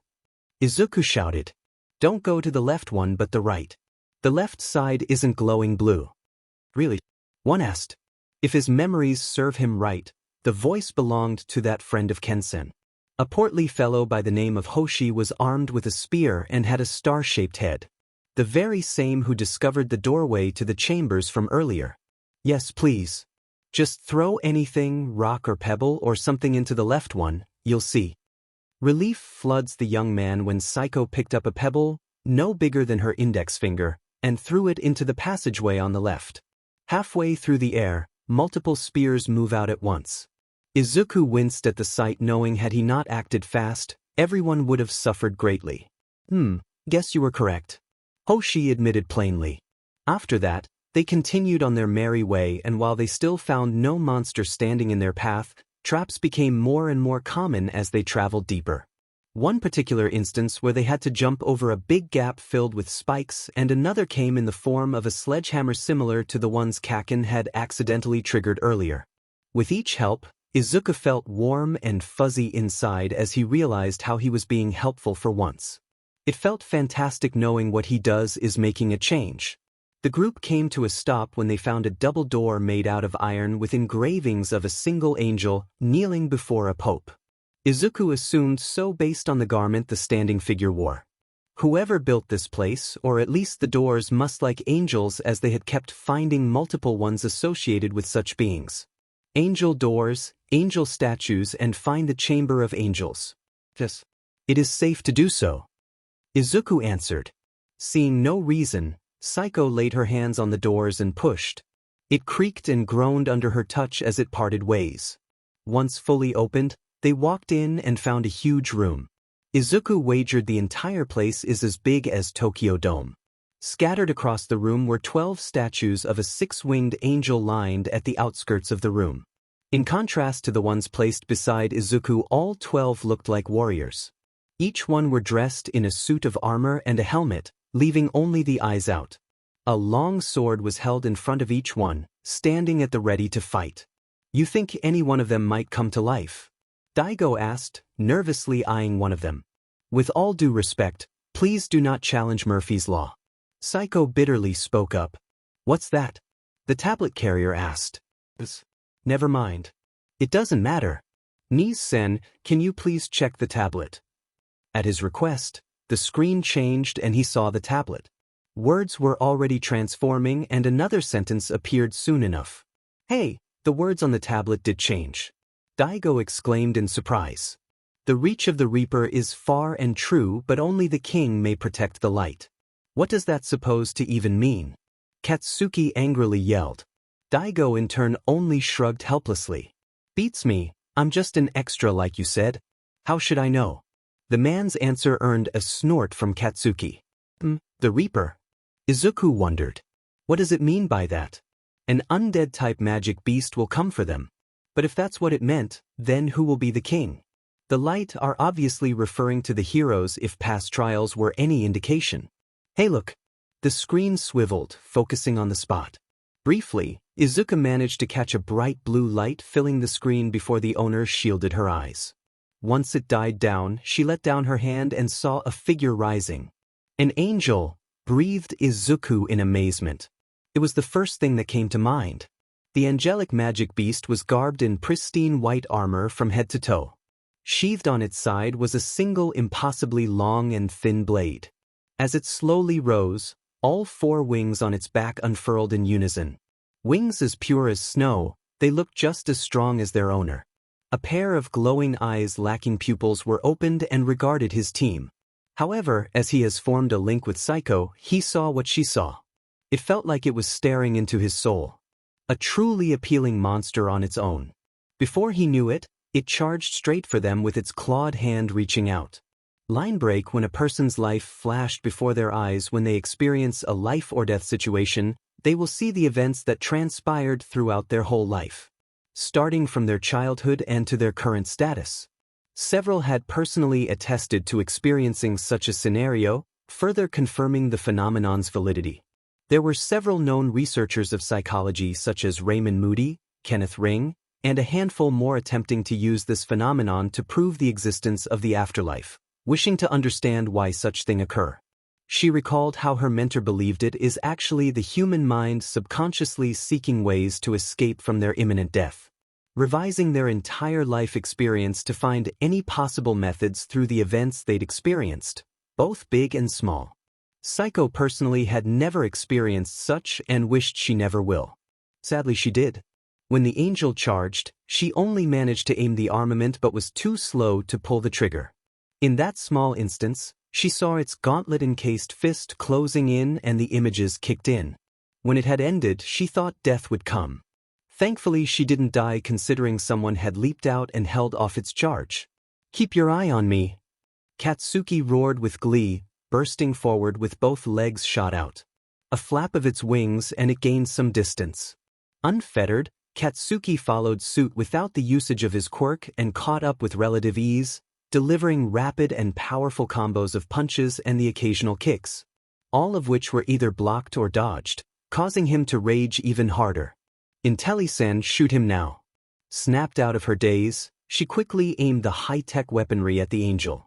A hand under the snout and she willed the mana within her to flow into the rifle. Glowing blue veins came to life all over the rifle, contrasting against the stark white. Taking a deep breath, she then pulled the trigger. The futuristic bow-like rifle hummed and discharged a bolt of energy, one created using her magical energy. The monster took notice, spreading all 4 wings, and took to the air in 2 beats and evaded it. Growling like a beast, the A-ranked hero merely aimed both hands downward and detonated a series of explosions to fly upward at a similar speed. Soon enough, both were engaged in a close-quarter version of a dogfight, neither side giving the other an opening to exploit. 𝐀𝐮𝐭𝐡𝐨𝐫 can barely keep up with the exchange, the two darting back and forth like speeding wasps.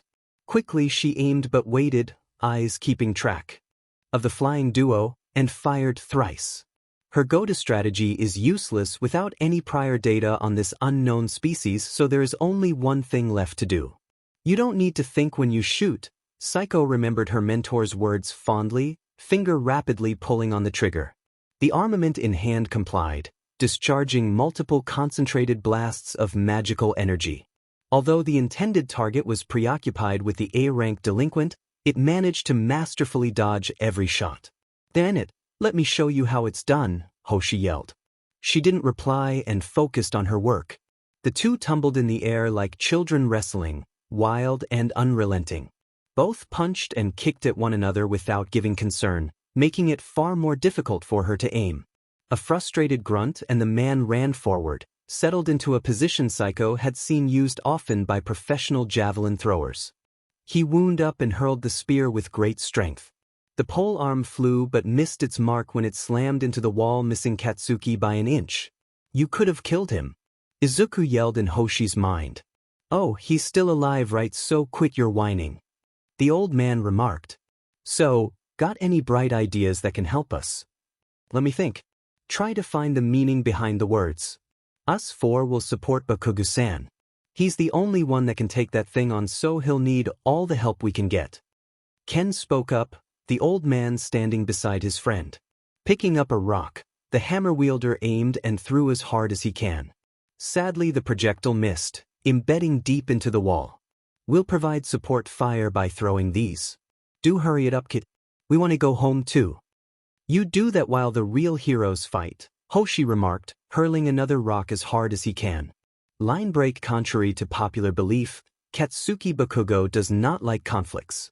He does not enjoy trading blow for blow with another opponent like some warrior of you're seeking out a worthy opponent. No, what he loves is slaughtering his enemies.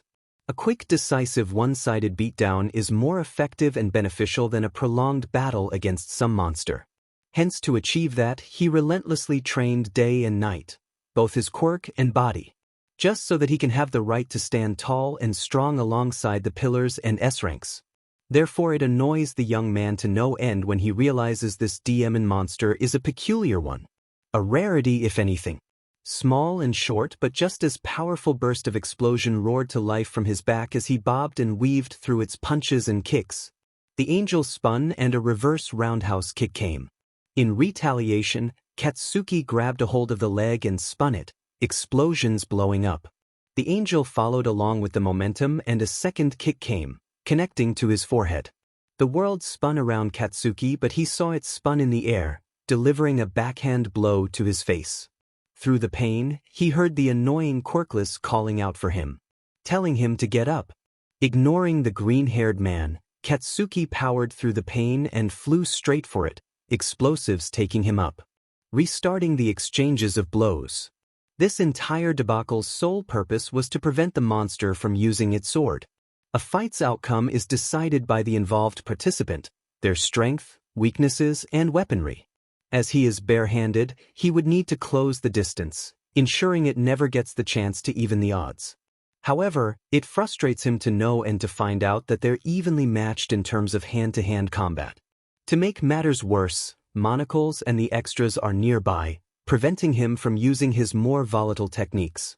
All the moves he has are meant for pure, overwhelming, and incredibly raw damage. Screw it, might as well use that technique, he thought to himself, delivering a kick to the head. He had planned for it to be called Patton. The name was a work in progress. The monster quickly drew its blade, but before it struck, he blasted himself downwards. Quickly he fired off and flew upwards with a raised uppercut. It leaned back and tried to draw its blade only to feel an arrow piercing chest armor. A momentary distraction and Katsuki pressed on, grabbing his opponent before using an explosion with his free arm to propel himself in a spinning motion. Katsuki kept on going, creating explosions after explosions until he gains enough momentum only to then throw it away. "Why the hell are you looking so bored?" Much to his frustration, the monster looked bored, as if everything he had thrown at him meant nothing. The punches and kicks don't do anything at all. Anger bubbled within him like his powerful quirk, and he decided to try something else. Palm move outward and a circular formation placed above the palm, courtesy of his other hand. Let's see if you can withstand this. 𝐀𝐮𝐭𝐡𝐨𝐫, don't. AP shot. He cried out, ignoring the quirkless 𝐵SDRD's words. A ray of condensed heat shot out. A special move was made specifically to prevent collateral damages to the local area and a monster's carcass. Over his time as a sidekick under All Might, the young man learned how to be more creative with his quirk and how strong his body is. Rocks and energy bolts pelted its side, the former serving no more than distractions while the latter wounded. Its armor was riddled with holes courtesy of Monocle, BLD pouring out of them as a result. Barely perceivable to his eyes, the angel had pulled out its sword at the last second and guarded at the last second. Using the side of the blade, it deflected his superb move. Dodge. Izuku's warning came too late as one of their teammates, Hoshi, was hit square in the head. Hoshi's head stood no chance and melted away. Scalp, skin, and flesh burnt under the powerful makeshift laser in mere seconds. The older man weakly raised his hands to touch the destroyed head only to fall forward, the lifeless and headless corpse twitching slightly. Others were positively shocked by the sudden death. Hoshi! Ken cried out in shock, rushing to his deceased friends' corpses. Psycho said nothing and continued to shoot with Daigo, whose controlled throw had taken a frantic undertone. The words died out when the tip of the blade filled his vision. Head leaning to the right and yet only to still have it cut the left side of his forehead. Pain flared and BLD dripped out of the wound. He glared and found a long, thin and black metal string attached behind the sword's tip, tracing all the way to the angel of a swordsman. Its sword had turned into a WHP. A freaking WHP of all things. No, not again. Never. Katsuki frantically thought. Fear begun to grip him for what felt like the second time. No, he wouldn't lose again. One hand grabbed onto the thin metallic wires and he jerked forward violently as the sword WHP user pulled him in. An idea forming, Katsuki smiled like a maniac, moving his hands back. Burst after burst of powerful explosions made in an attempt to bolster his speed. The wind around him howled and the sight surrounding him blurred as he picked up speed. He needs to do this lest they all die. Die! Letting go of the WHP in midair, he reared both hands and unleashed a barrage of punches. Hearing its bones breaking was a delightful thing. Techniques foregone in favor of brute strength, he threw everything hard and fast as much as he can, cackling like a madman all the while. The man reared one hand back and stopped, realizing it is broken. Before giving in to the pain, Katsuki attempted to raise his knees only to find a gauntlet gripping him by the face. Cold metal dug deep, resulting in the wound from earlier acting up again. The monster and him stared into each other's eyes, one filled with wrath and the other cold apathy. Before he can act, the world spun and he found himself falling to the ground. Line break, diamant. Izuku slammed on the armrest of the throne, angry at himself. Here he sits in comfort while his friends and allies are getting brutalized. Judging by how 𝐀𝐮𝐭𝐡𝐨𝐫 isn't getting up anytime soon, the others are just waiting to be slaughtered. Psycho is strong, but 𝐀𝐮𝐿 was stronger, and if he had failed, then what chances does she ever have? No, the key to victory lies in the tablet's words. I gotta do something but a hat. He yelled, slamming down on the armrest for the second time. All it did only hurts him, but he has nothing else. All he could do is think on the matter. Calm down, just clam down first me. He admonished himself, taking several rapid breaths until he has become calm. What did it mean? The reach of the Reaper is far and true, but only the king may protect the light. From what he had seen, everything was not meant to be taken literally. There are two similarities both information share. All previous sentences were associated with light and darkness. If the words were anything to go by, the four-winged angel is associated with the Reaper and light refers to people like 𝐸𝐿𝐸 and the others. But who would be the king? The second was how the answers to everything had been hidden in plain sight. Standing in front of them, waiting to be used. In the first chamber, it was the tablet and hidden plates on the ceiling. The second was the very environment themselves. Perhaps, no, it can't be that easy, can it? How will he tell them? There's nothing that can prove him right though. Hey kid, would like your help now. Ken's words cut short his thoughts. Go towards any one of the statues. Any will do. How is that gonna help us? He paused, wondering what should he say until something caught his eyes. Stupid Deku, stupid Deku. He cried, smashing the chair yet again. It's because they're glowing. Every last one of them are glowing. He yelled. He had only noticed their radiance when he connected to Ken, whose line of sight landed on one of the statues.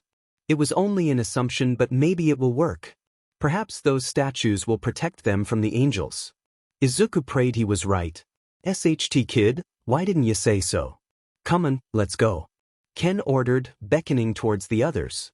Through the middle-aged man's eyes, he saw the man running and his friend, 𝐀𝐮𝐬𝐴 outrunning him. A dark shadow loomed over the two and fear gripped him. His throat ran dry, knowing what will happen next. Watch out! He cried out. It was too late. The last thing he saw was Ken turning around and the monster brought down that sword of his. However, imagine his surprise when he saw a familiar bloodied figure intercepting him. Never had Izuku felt more glad seeing him once again. Jackass, your opponent is me. Katsuki cackled, throwing a Superman punch out of the blue using the damaged limbs. Though Izuku noted his movements were sluggish, slower than before. It dodged to the side, missing his attack.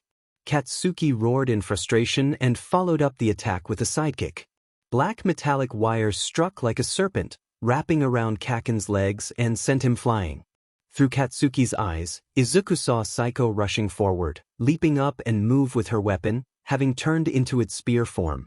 The creature didn't even turn to her and yet managed to dodge 𝐶𝐿's move. With a simple click, the spear reversed to a crossbow and multiple bolts of energy were unleashed. Sword raised and it extended, whipping and cutting up the energy blast at incredible speed, but few made their marks, drawing more BLD as a result. Kaken, 𝐴𝐿, just run for one of the statues. Please, for the love of all things sacred, just save yourself. Izuku yelled. None of them can do as he says because of that monster. They're too occupied by that thing to listen. Eyes narrowed in annoyance at her, and yet they widen when he felt someone grabbing onto him. It glared, catching Ken and Daigo, restraining his wings. The two gave a cocksure grin to its annoyed expression. The angel growled before taking flight, turning the body, and in an instant, slammed the older man into the ceiling. Rendered unconscious by the attack, Ken fell to the ground like a sack of flour. Daigo saw the poor man and quickly let go in favor of rescuing the old man. The young man clutched the man tightly and exhaled, unleashing a stream of powerful wind blow to slow down the fall. Successfully landed, he made a break for it with the old man. The angel tried to swoop down but flinched when an energy bolt hit it in the shoulder. It looked at in apprehension and glared at the cause, a single pale lavender-haired woman. Come at me. Linebreak, seeing her allies are out of harm's way, 𝐶𝐿 pulled the trigger. An onslaught of magical energy unleashed and a black serpentine-like shadow flowed through the air at blinding speed. She can barely kept her eye on them. All of her magical arrows were cut down and the young heroine noted it was faster than before. Does this thing grew in strength whilst in combat, or perhaps it has been holding back? Neither possibilities are a welcoming thought, and all the possible scenarios doesn't seem to end well for them. Whatever the case, the monster's strength lies in that unnatural sword. No weapon can move like that, regardless of their user's skill. This is inefficient, she concluded. Already she feels weaker with each of the shots fired, concluding it's caused by the black sludge's effect instead of working. Treating the other heroes must have affected her as well. To her surprise, it landed on the ground and stood roughly 5 feet away from her. Even more so when it placed both hands in the back. It doesn't take a genius to tell this monster is looking down on her. Hopefully your arrogance will help me, she thought. Although 𝐶𝐿 knew she stood no chances whatsoever. If an A-rank hero can't win, what hope does she has? Regardless, she still must fight. The woman pressed a button on her crossbow and the metal pieces shifted, forcing 𝐶𝐿 to change the way she held it. Once completed, a 2-foot-long shaped blade popped up like a switchblade. Wordlessly, she jumped forward and moved the spear at its head. It swayed back, unconcerned by the attack. Growing furious, she landed on her feet and spun on the ball of her Dementee's side leg in a reverse clock. She pulled her arm back, slamming the spear's butt into it. Almost casually, the angel parried her spear with its swords, making a clanging sound as it connected. 𝐶𝐿 completed her spin and unleashed a series of blows onto it. Swings and move mixed into a seamless combo, striking at incredible speed.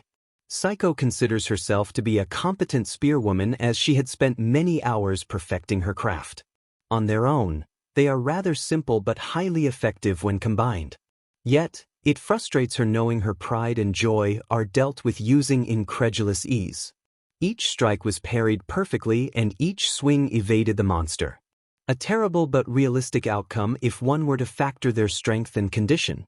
A downward swing and it sidestepped, hitting the ground and leaving an impression. Before she can pull it back up, the angel placed one foot onto the spear's blade. She pulled but failed, unable to make it even budge. A kick to her shin was her reward. 𝐶𝐿 gasped in pain and fell on one knee, trying her best not to cry. Looking up, a blade came down but never made contact as Katsuki jumped into the fray, socking the monster in the face. Taken by surprise, it was sent reeling back by several steps. Before it can swing that sword, Katsuki kicked a familiar spear at it, one belonging to a deceased Hoshi. The angel raised the sword in a knightly fashion, the blade extending into a WHP and chopped down the hurled weaponry. One moment it was a spear and in the next, it had been reduced to bits of iron and wood, clattering uselessly to the ground. The WHP turned back to its initial state, the user wiping away the BLD on its cracked lips. It then gestured towards them with a "come hither" gesture. "Get up, you're a hero," he retorted, eyes honed only on the monster. She glanced at him and huffed, standing up while rapidly chanting "regrow" on the injured shin. Already she can feel its healing properties kicking in. A slight shake to ascertain whether the injuries are fully healed. It should suffice for the future fight. "I'm only doing this to fund my research. I could care less about fighting," she retorted, placing her Dementee's side to the back. The spear leveled downward and both hands tightened around. To say she is not afraid would be a lie. This fight might be her last, much as she hates to believe it. "Do you need your wounds healed?" she asked. "Save it, you probably running on fumes now," he replied. "Whatever floats your boat. Come on, you ugly F. We'll show you what's a hero's grit are." Katsuki roared with glee, running forward. 𝐶𝐿 followed suit. Line break. Izuku chewed the inside of his cheek, frustrated at the current situation. He wanted to rage, he wanted to scream and help them. He wanted to be useful. Even if he can only give instructions, he felt useful. For once he wasn't the useless Deku who had to sit back and watch others fight. But now, he's doing that dumb CRP again. Being useless. Despite 𝐀𝐮𝐭𝐡𝐨𝐫 attitude, he knew the man is down on his last knees. The same went for 𝗫𝐿𝐿 and 𝐁𝐿 is busy guarding 𝗫𝐮. At this rate the casualties are just piling up, and what can he do? Imposing commands is the only thing he can do, and even then, things are not going according to plan. So what if he realized what does the tablet's words meant? So what if the instructions and orders given can save them? It doesn't mean anything if the people he wanted to save are dying. His childhood friend, his friend, everyone is dying. They require help, something he can't even provide. "Everyone, please just run and save yourself," he sobbed. This is all he can do. What can he do anyway? Since the beginning of these trials, he had only given commands. Doomed more than half of their entire party, and now he is watching his friends dying. Made worse given the fact that he can't do anything to save them. Nothing. Do you wish to save everyone? Yes/no. Taken aback by the sudden pop-up on the screen, he pondered behind its meaning. What does this mean? What is the meaning of this?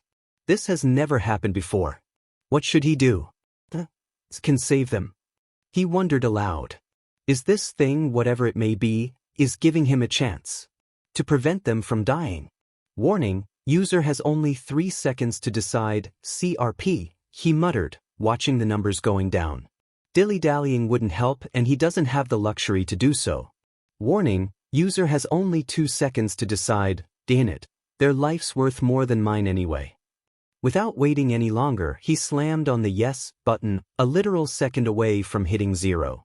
Imagine his surprise when the chair he sat on glowed a bright blue and engulfed him, blinding him as a result. When it died out, the young man found himself at the epicenter of a chamber. The very same his friends and fellow teammates were in earlier. But they're not in here. Oh dear. Fear sets in when the angelic beast from earlier took note of him. It walked casually towards him, brandishing that WHP sword menacingly. Boring down on the young man was a pair of blank eyes devoid of any emotions. Before he can say anything else, the monster swung down the blade. All he could do was look down in shock at the diagonal wound, from his shoulder and down to his stomach. This is where I die. A fitting end for someone like me, I guess. Izuku somberly thought, crying all the while. This isn't what he had expected. He hasn't achieved his dream. As his mind loosened its grip, his thoughts reached toward his mother. Their latest conversation leaving an impression on him. 𝐀𝐮𝐭𝐡𝐨𝐫 Midoriya sighed tiredly, looking at her unconscious son's body lying on the bed. Deep down, 𝐀𝐮𝐭 knew she wasn't the perfect mother, but she had done everything to make her son feel normal. Maybe it hadn't been the right choice, ignoring the elephant in the room that was her son's lack of a quirk, but what was she supposed to do? Almost everyone that she knew doesn't face this sort of problem, birthing a quirkless child. Call her cynical, but that knowledge would spread like wildfire should her friends aside from Mitsuki catch wind of those stories. Everyone would run their mouths like motorboats. Whenever Izuku is around or watching, 𝐀𝐮𝐭 wouldn't use her quirk just so he doesn't feel self-conscious about his lack of one. She tried to plant interest in other topics for her baby boy. For a time, he rejected it but decided to go along with it. When he was 12, her son claims to want to become a writer. Her heart soared higher than a kite, believing he was finally moving on. But apparently, those were lies. As he had gone on her back and joined up hero work. Truthfully, she had mixed feelings about her son's love for that particular line of work. A small motherly part of her felt happy for him because he is happy. But the logical part, the copter mother as Mitsuki puts it, grew horrified at the knowledge, fully aware of the hazard that comes with that line of work. After all, that's how her beloved husband went missing, and the poor woman believed she might not be able to stand the thought of losing another family member. So what if he became an awakened? Even if he has a quirk, the thought of her son becoming a hero frightens her. People often say death is a horrible thing, but she believed living with crippling damage is even worse. She'd seen how some heroes lost their limb in the line of duty, long before the times of Gates and Awakening roamed the world.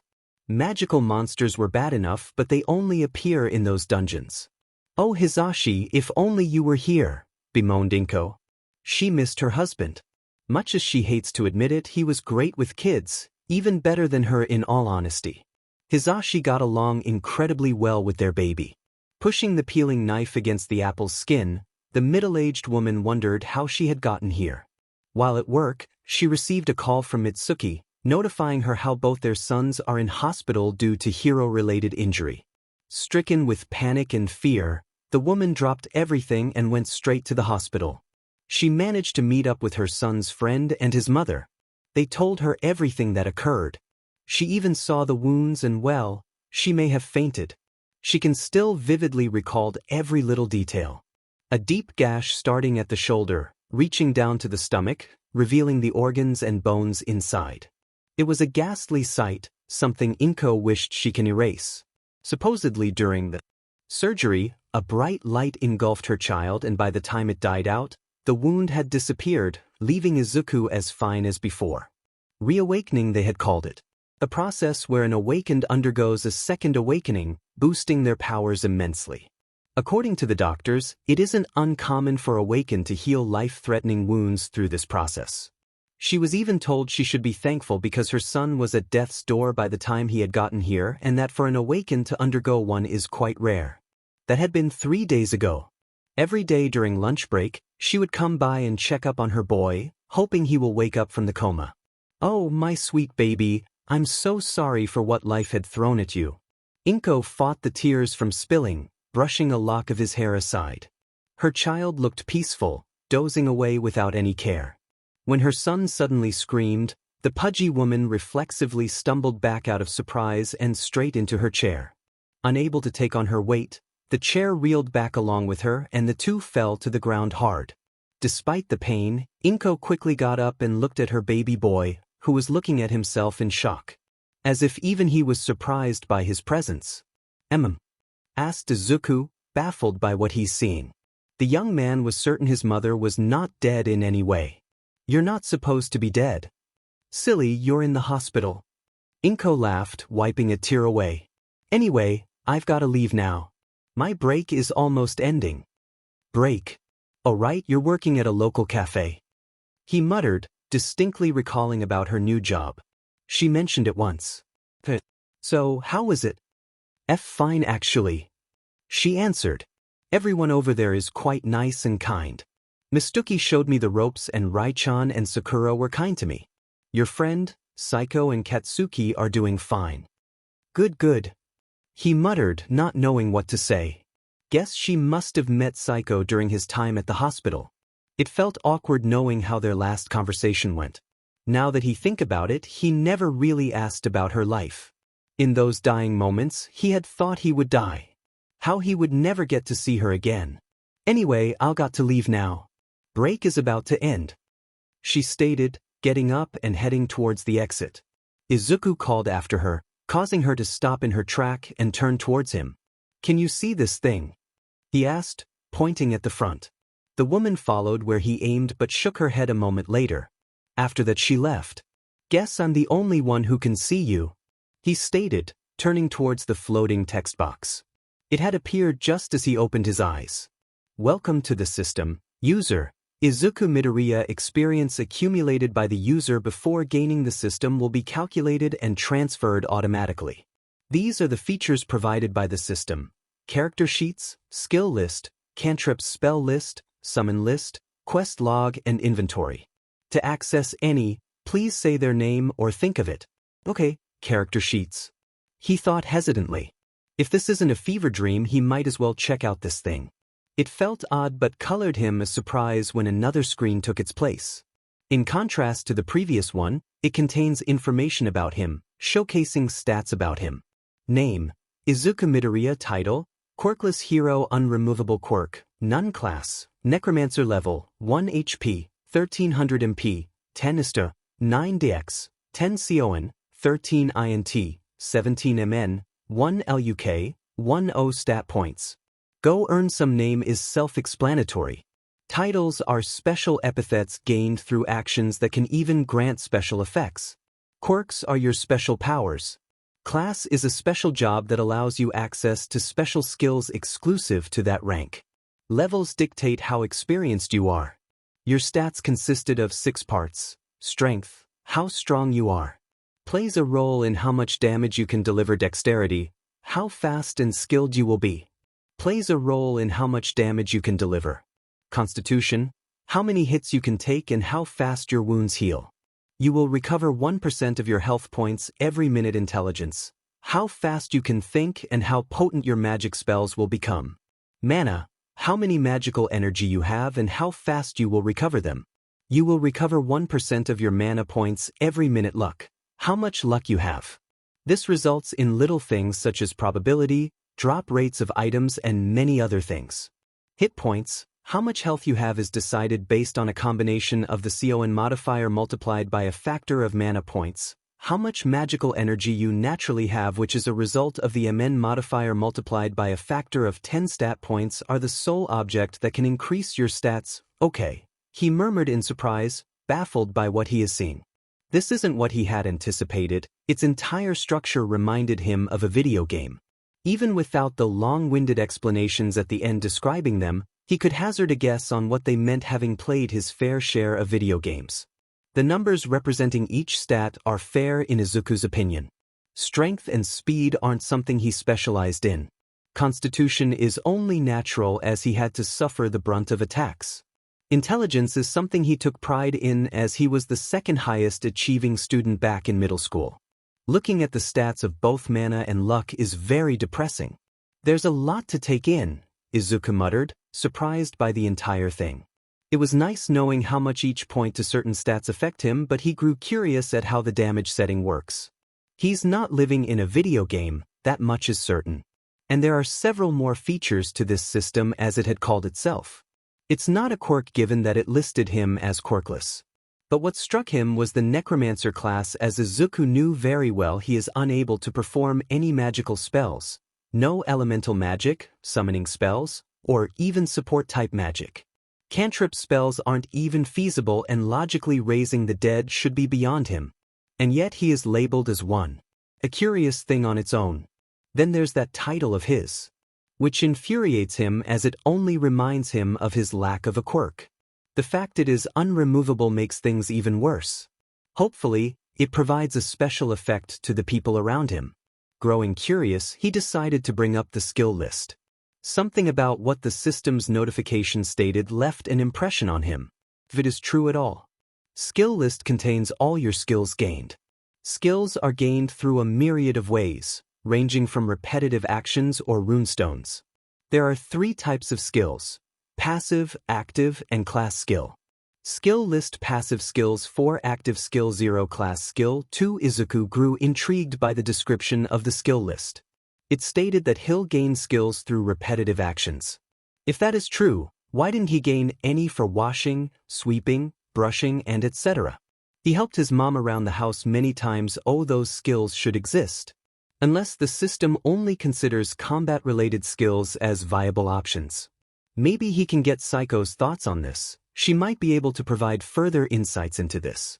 Perhaps several experiments can be conducted to find out the exact range or limit. Maybe even exploitable loopholes are a thing.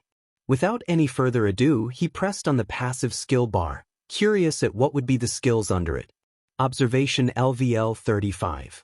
31%. As one who analyzes heroes and villains and monsters for almost your whole life, you are able to discern certain aspects of anything if given enough exposure.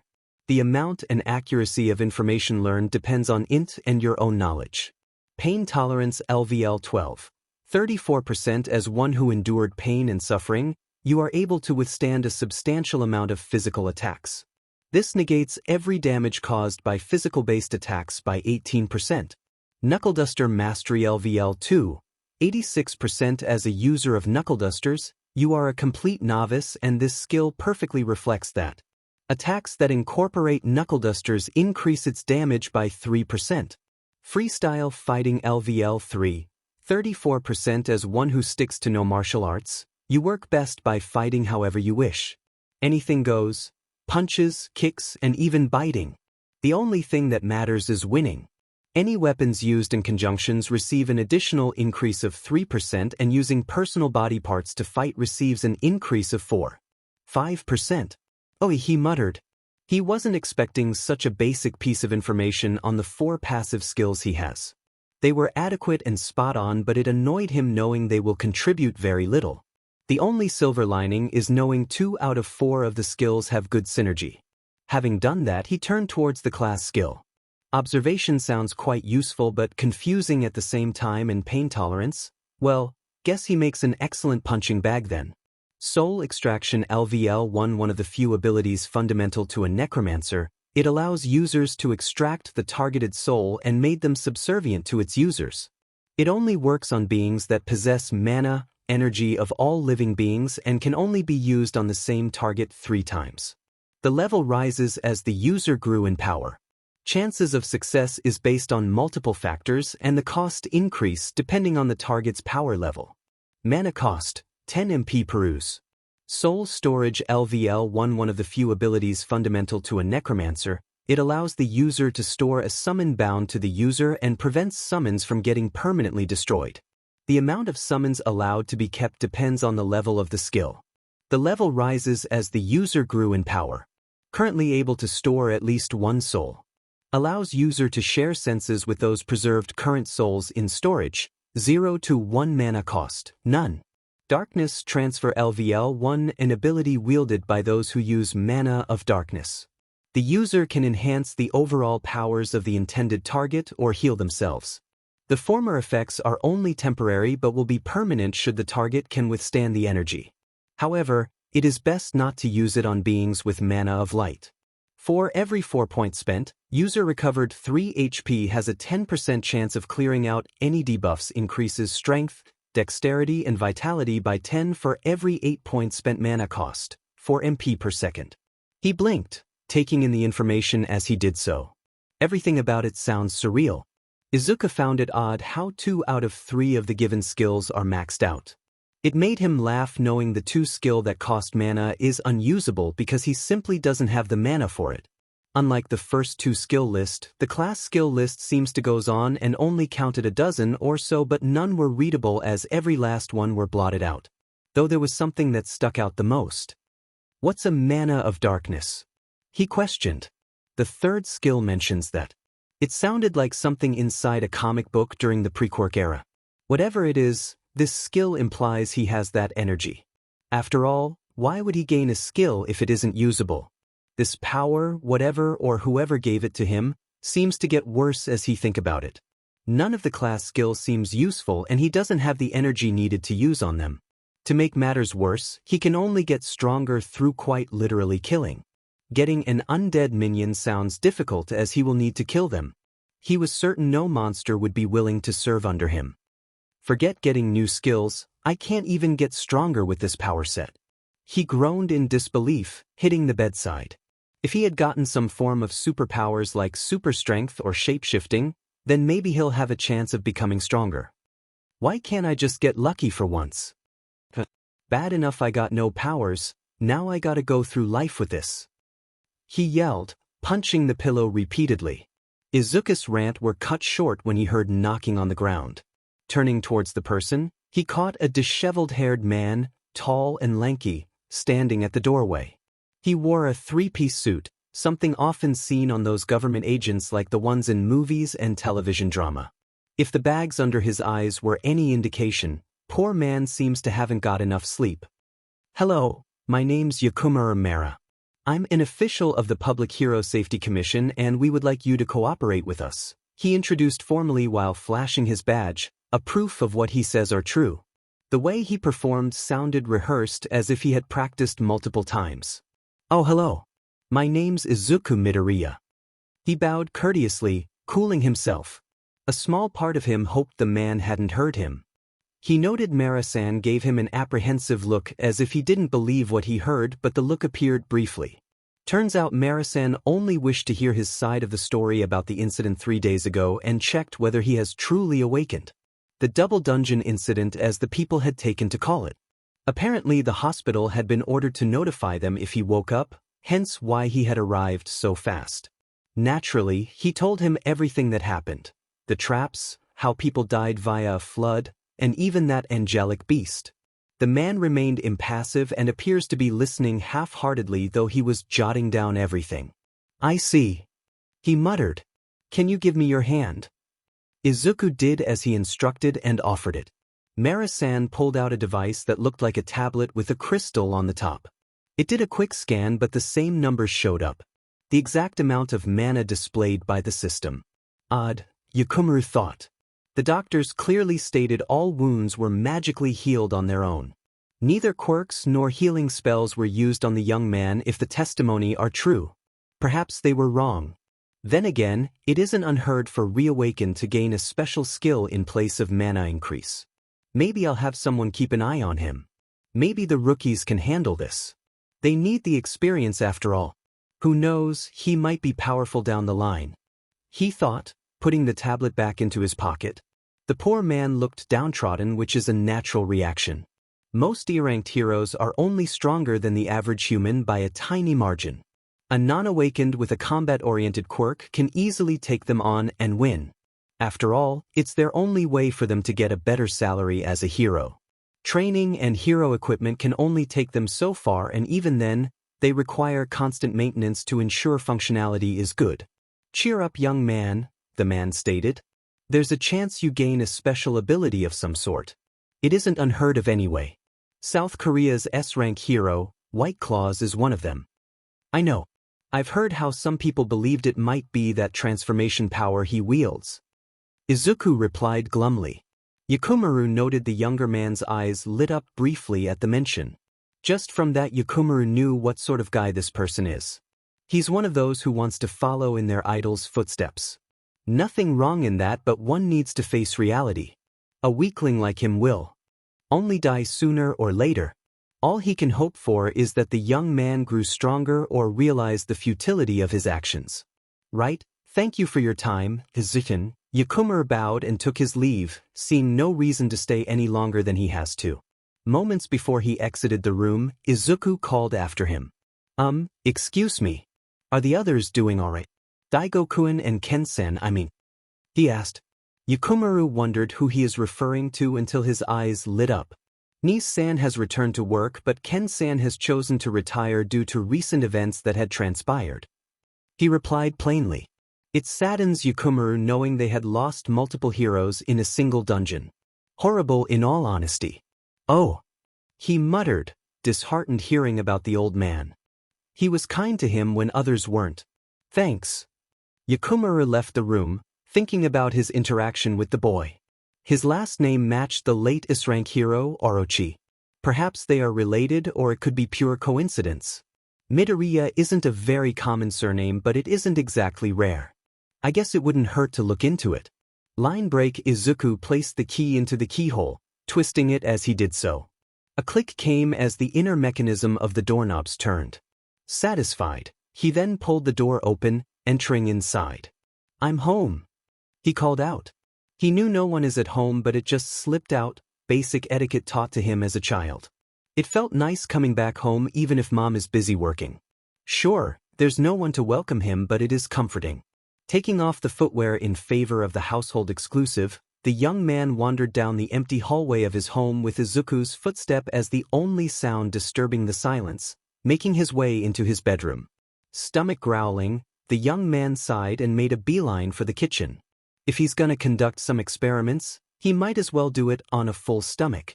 A lunchbox was sitting on the table and a note sticking on the top. Please eat this. Sincerely, your mom and P.S. Katsuki's dad had fixed your hero suit. He read.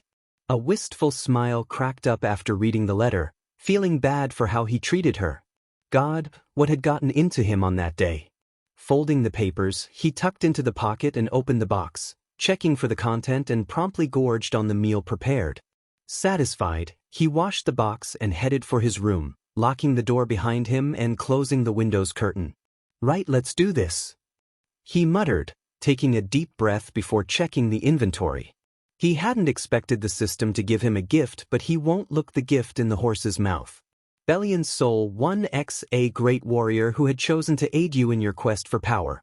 He will help you so long as you have him. Rank, Night Map to Success. 𝐴 map specially crafted to reveal the gates that can help you fight and become strong. The special effects of this item will only kick in if you enter a gate on your own. 𝐵, a name fitting for a character from a fantasy-esque setting. Its rank, which states itself as a knight, drew his attention. He had no idea how powerful a knight-ranked summon is, but it's probably a powerful one. If modern video game logic is anything to go by, it should be something good. After all, beginning players need an edge to survive future ordeals. Whoever you are, thank you for helping me, said the young man. Tapping on the soul sprung up an interface, asking if he wished to add him to the soul storage. Yes. Another pop-up came up, where the system asked if he wished to give it any names. Before it even asked him, he decided to give whoever this 𝐵 was its original name. Whoever this person was doesn't deserve to have its name changed by a stranger like himself. It's the least he can do for this person. A simple notification followed suit, telling him the process is already completed. That was fast. He grinned. Another screen came up and he groaned. What command code do you want to use? Please note that it is permanent.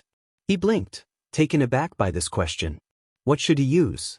Something short and simple should work. I know, Arise. A notification popped up, telling him it went unhitched. All right then, Arise, he commanded, wanting to see who this 𝐵 was. At his words, his shadow stretched to the center of the room and rose, solidifying and taking the shape of an all-too-familiar warrior. Luckily, the summon, as the system had labeled, manifested in a kneeling position, preventing it from hitting the ceiling. Its horned helmet almost touched it. It no longer had its wings, but the majestic armor still adorned its body. Sheathed comfortably at its side was that terrible WHP sword.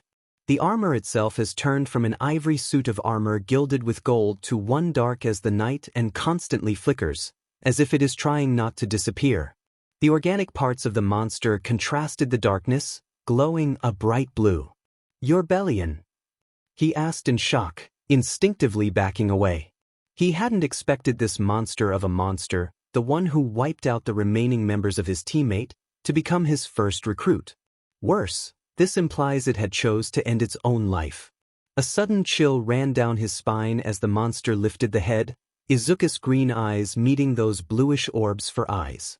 It was a chilling experience, like staring into the eyes of death. A few seconds passed, and since how it isn't reaching for his throat, he realized something is off. Made more apparent when it hadn't lunged for his throat. "You're not gonna kill me?" he asked. The monster remained speechless and only shook its head. Izuku breathed a sigh of relief, clearing some fear away. Though this does raise some questions, particularly why this thing chose to fight for a Quirkless like him. It has no reason to do so.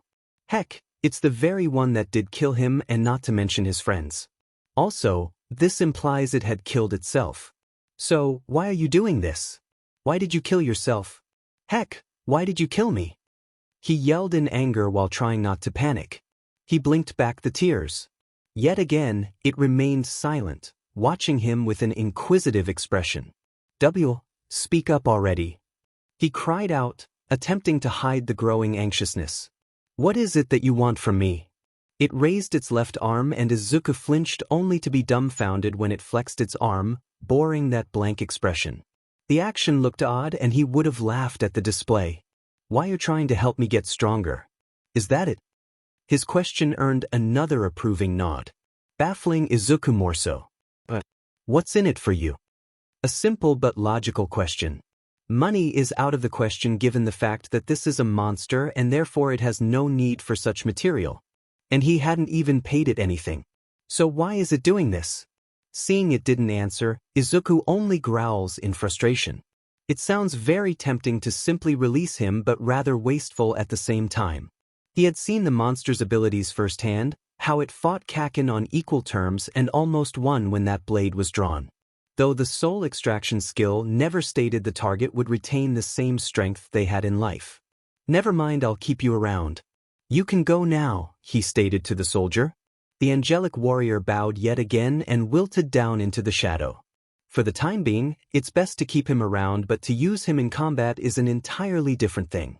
He never knew when it will decide to ram that sword into him. "Maybe I should call Psycho," he decided, taking the mobile phone and dial her number. It would be nice if he has her help. After the second beep, the phone picked up but notified him it was going to the voicemail. Izuku stated what he wanted and had it sent to voicemail. Hopefully, she'll get it. Now on to the second task. Quest log. The road to power having gained several helpful items, you can now fulfill your lifelong dream. Use the map given to you and find the gates that will help you. With it, you will come closer to your dream. Objectives. Become stronger side objective, gain 3 or more night grade summon 1/3 side objective, reach level 100 in 1 month's time, 1 out of 100 rewards. It depends. Failure, you get nothing, be nothing and die as a nobody time limit. 3 months note, this quest cannot be rejected. It is a mandatory quest. The rewards went unstated, but whatever they might be, they must be good. After all, it's asking him to accomplish several tasks in 3 months' time. He has no idea how to accomplish the third task, but he'll do it. He must do it. Whatever it takes to win. He muttered, reciting his father's favorite phrase. Whatever it takes to win. Line break. Izuku wandered down the streets of 𝐒𝐮𝐬𝐴, weaving through the large crowds of people while making sure he doesn't bump into anyone. Using the map as a guide, he spent almost an hour doing nothing but walking and occasionally taking a bus only to get off and going back to what he did earlier.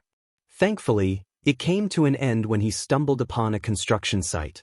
People waiting around it, and he noted all were heroes. Given the condition of their equipment, they must be at least C. He recognized some of them as members of All Might's agency from the newspapers and television. Which meant only one thing. Why the heck this map brought him here? It doesn't make any sense. Then again, it did not stated the gates that can help him isn't bought by an agency in the first place. Oh no, trust the magical map, the quest logs say. Title: Quirkless Hero is now in effect. Gee, thanks. Izuku thought in dismay. His single title, Quirkless Hero, has only two effects: boosting the morale of nearby heroes by a small margin and turning him into a source of comedy. To make matters worse, it doesn't have any effect on monsters and therefore it is useless. Much as he hates it, there's nothing he can do about it except press on. Excuse me, ID please.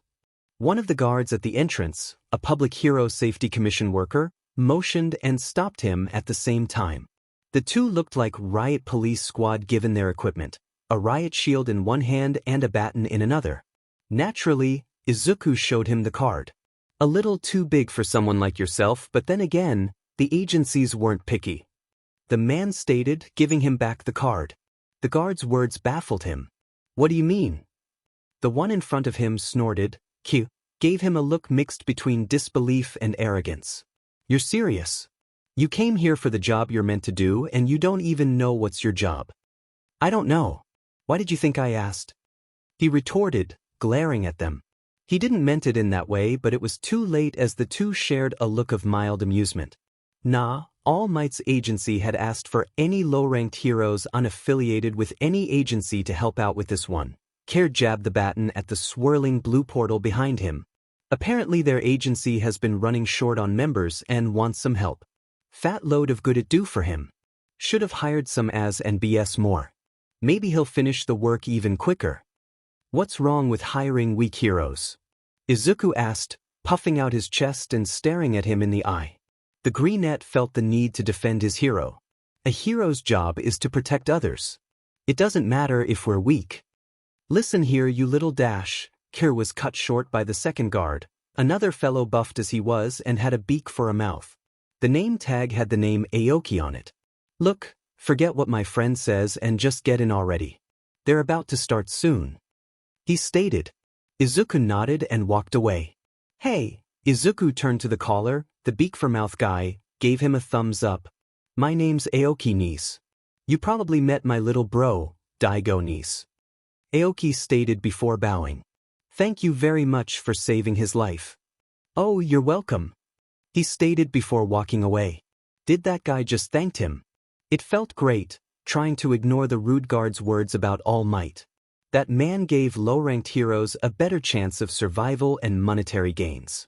Heck, he's one of the most vocal supporter to give E-ranked heroes better equipment and training. He would have joined if it wasn't so full. As he looked around, he noted their gears were better than most heroes he fought alongside. While their gears aren't particularly flashy, he can tell they're in excellent condition. Suddenly he felt rather small compared to the likes of them, as all he has is a spandex suit and a knuckle duster. It's alright, I got Bellion. Izuku assured himself. The summon bounded to him should prove an adequate help. It's a shame he couldn't get Psycho to help out, but he'll have to make do. Sorry, guys, but I got to do this. He secretly thought, feeling bad for ruining these people's paycheck. All they wanted is to get by, but he made his choice. Whatever it takes to get stronger. Quickly he ran as fast as he can.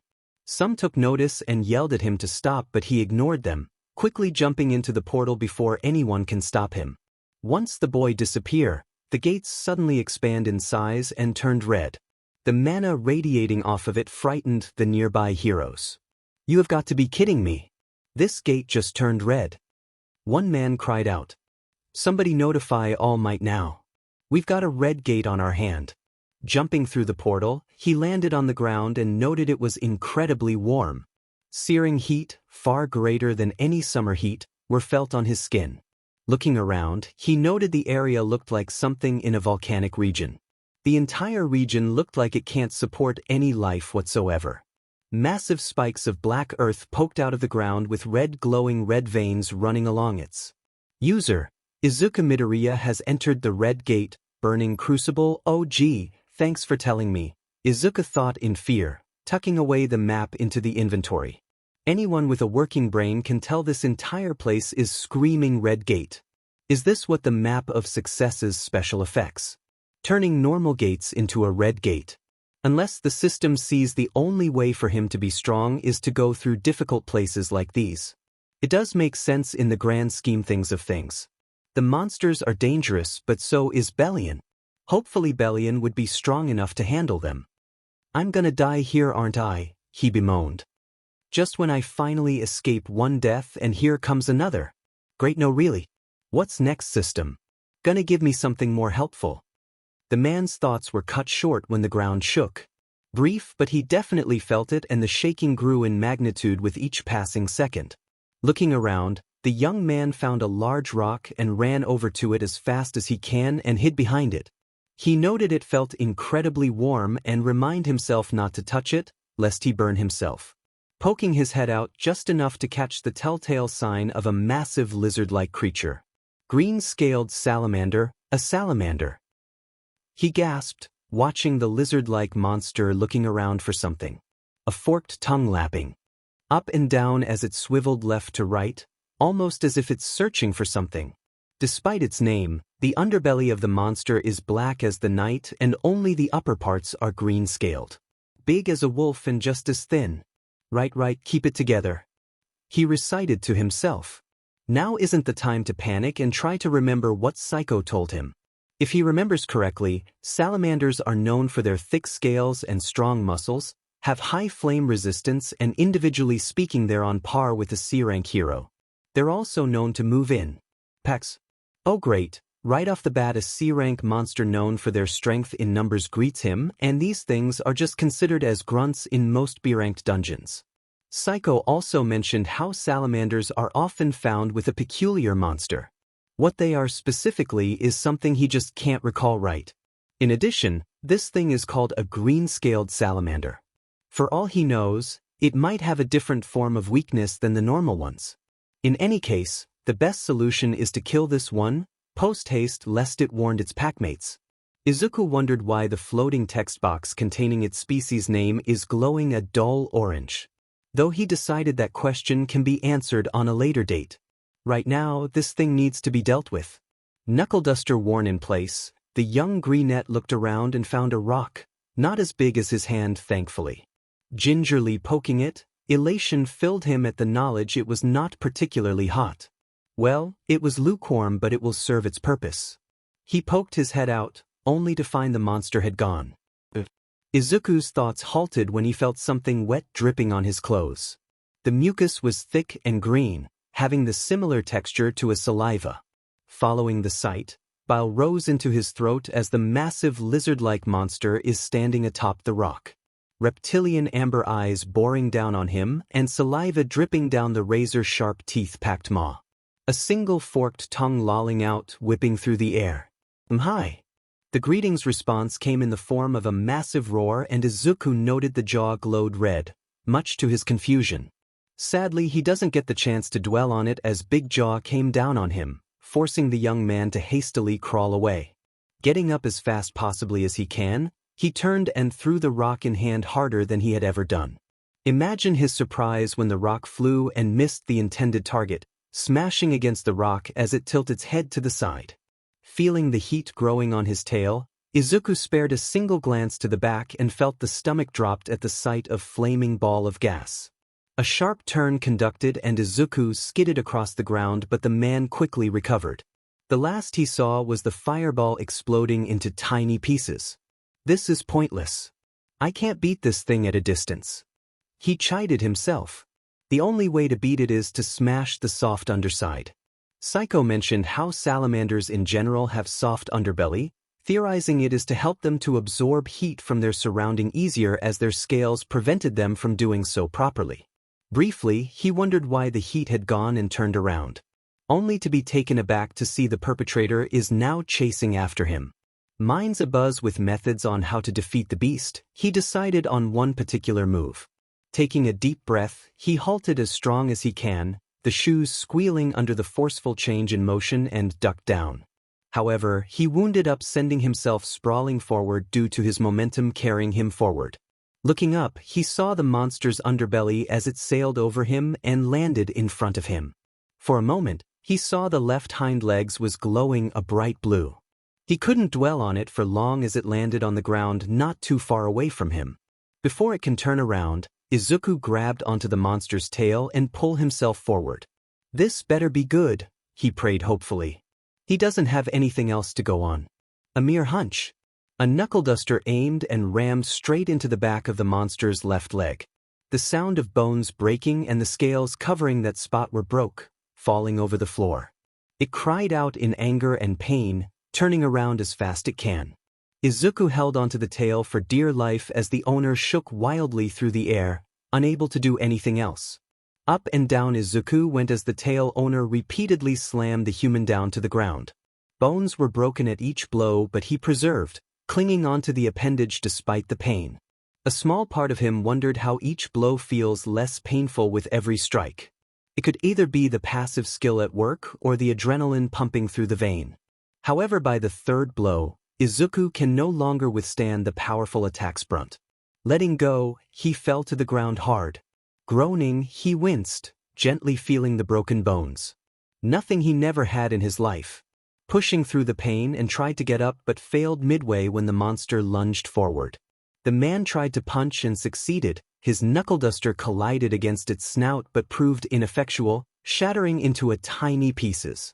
Per the laws of physics, the monster's momentum won in their collision and Izuku was knocked down onto the ground. A guttural growl came out of the beast, a single tongue lapping along the man's features.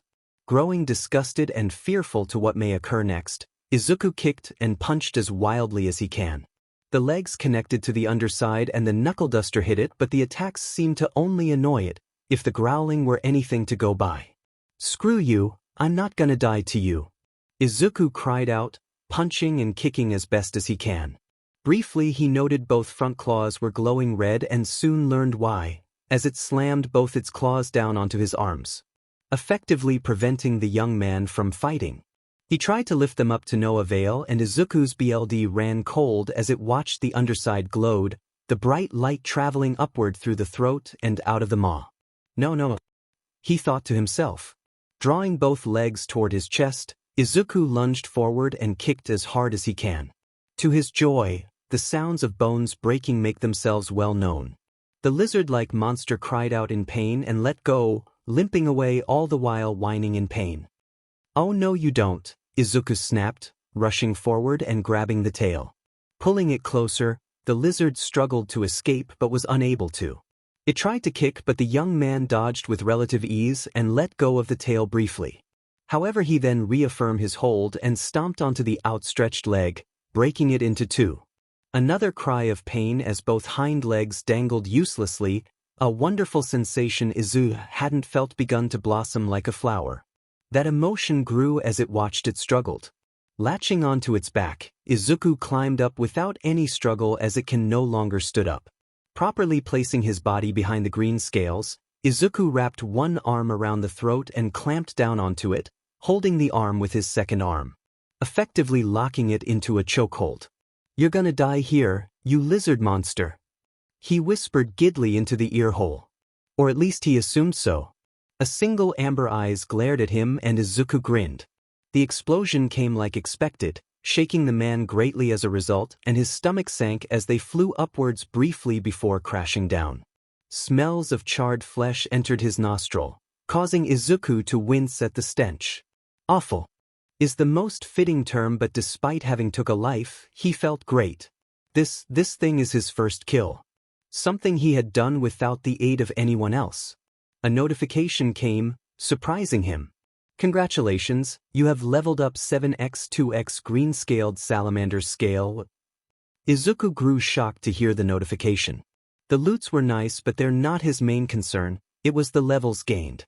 A C rank only leveled him up 6 times in a row. The difference in strength between the lizard and him is simply immense.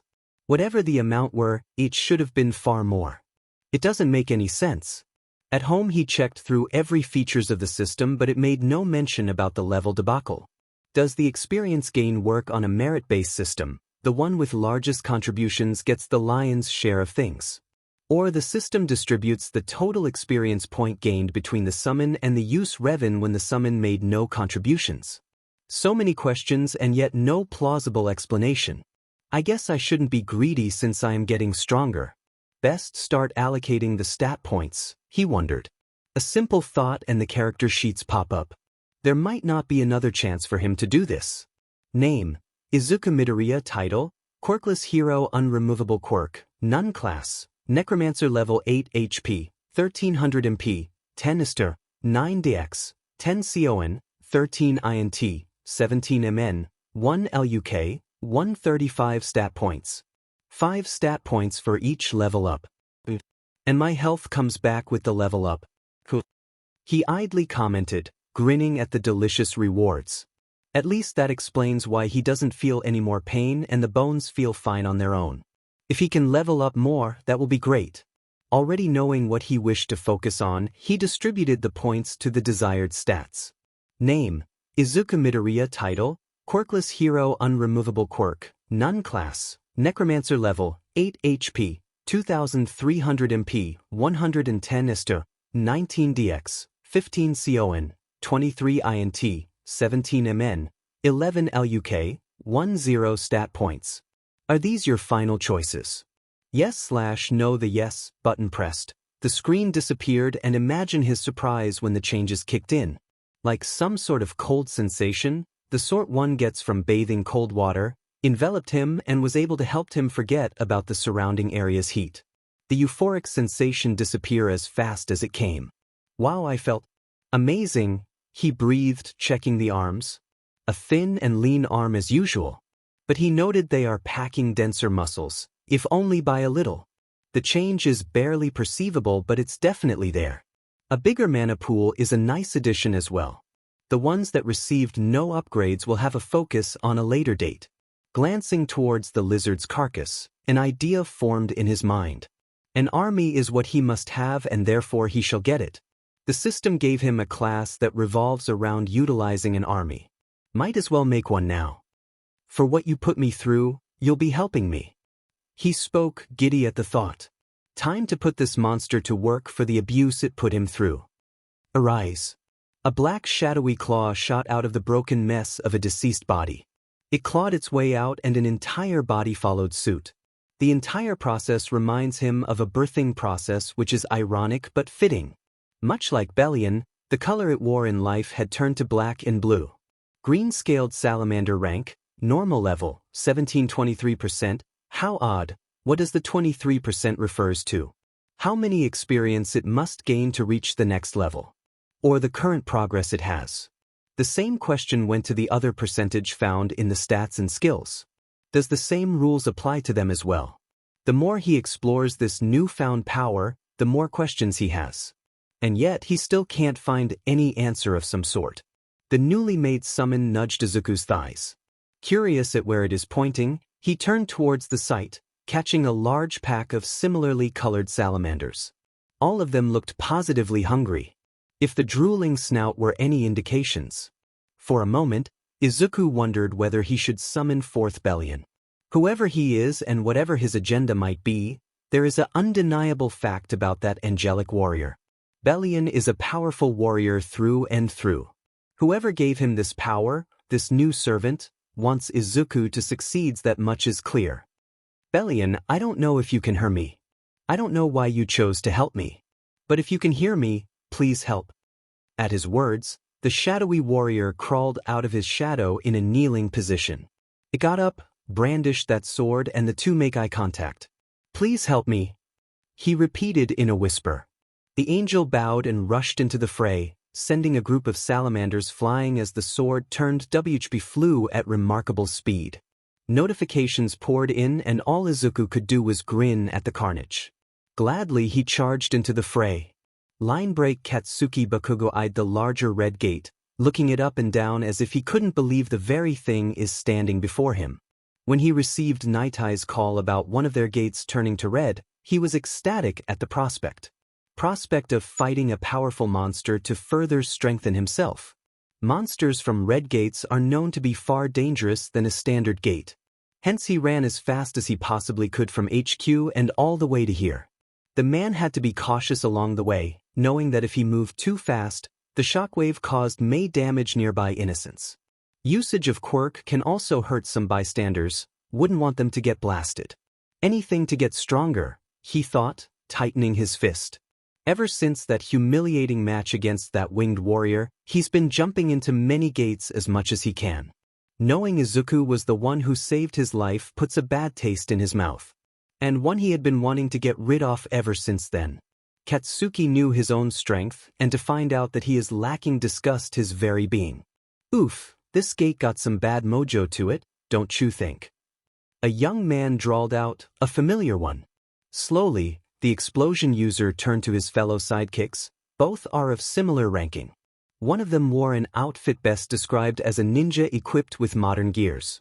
However, the most noticeable of all equipment owned is a pair of cleaver-like swords with chains connecting them, hanging of the man's back. In contrast to his colleague, the foreigner was dressed more casually than either one of them, having only a pair of loose-fitting breaths and chains dangling by the side, leaving the abdomen bare. A bleached white sinister mask worn over the face with brown hair sticking out on top. A blue scarf to match the breaths and a set of combat boots along with knee guards were the finishing touch. Held in one hand is a giant mace half the owner's height. Strapped to the man's back was a tower shield taller and wider than the user himself. "Don't you feel a little cold?" Katsuki questioned. Said man glanced at him. The blonde couldn't see what expression he was making. "The cold never bothered me," he replied plainly. "I call bull. Everything you're wearing is practically radiating with mana," Katsuki thought. Standing in such close proximity, he can sense the energy radiating off of him. All those items must have been made by magicians or someone similar, meant to provide warmth. "Sparky, are you eating?" Katsuki asked, bewildered to catch him chewing on a hot dog. In a time like this his coworkers still find the urge to eat. Hey, I ran all the way here, you know. I'm like the Flash, I gotta eat to restore energy." Kaminari defended, chomping down onto the hot dog greedily. "You know, I had expected Japanese people to be more." The foreigner paused, inching away with as he tried to look for the appropriate words. "Refined in the way they eat. Manners are something you people took pride in, no?" Sparky shrugged helplessly, wiping away the sauce on the lips. The action further aggravated Katsuki. "It is what it is. A shame All Might isn't here, but Lemillion-san and Night Eye are getting here. Also the name's Denki." Hearing that made Katsuki felt disappointed. Almost like many other aspiring heroes, he looked up to All Might. However, it was the man's overwhelming power and strength that the young ashen blonde looked up to. The power to even take down a single giant in one blow, or even a dragon. There is something appealing about it. If it was Mr. Andre or Mr. Reed, they wouldn't need to rest like that All Might. American heroes are the best in the world. The foreigner laughed, resulting in the two other blondes to glare at him. "You know I'm right." The man replied smugly. "If they're so powerful like you say, why aren't Goliath or Reed #1, Chill-san?" Katsuki's retort had him snorted in derision. If All Might is truly strong, then why did he suffer an injury while the other pillars didn't? Answer that, Bakuga-san, Cole sang, a smug expression on the face. As the two A-rankers glared down at one another, Denki stepped in. Now, let's focus on the task at hand, okay? American pillars are powerful and Japanese pillar isn't just the same. Happy, right? The explosion user drawled, breaking eye contact of the foreign superhero. If he kept looking at him, he might feel the urge to let loose. "So, did you found out who jumped into this gate here?" "Yep, Care, one of the guards BTW, told me it was a guy our age.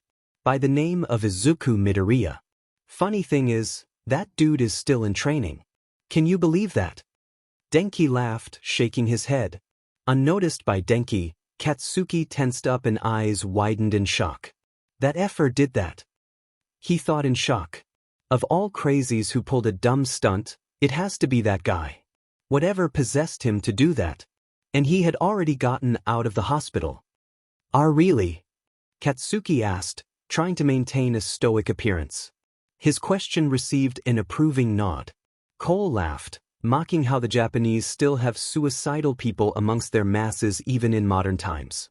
Naturally, the two decides to ignore the man, not wishing to give him the satisfaction nor the fuel to his actions.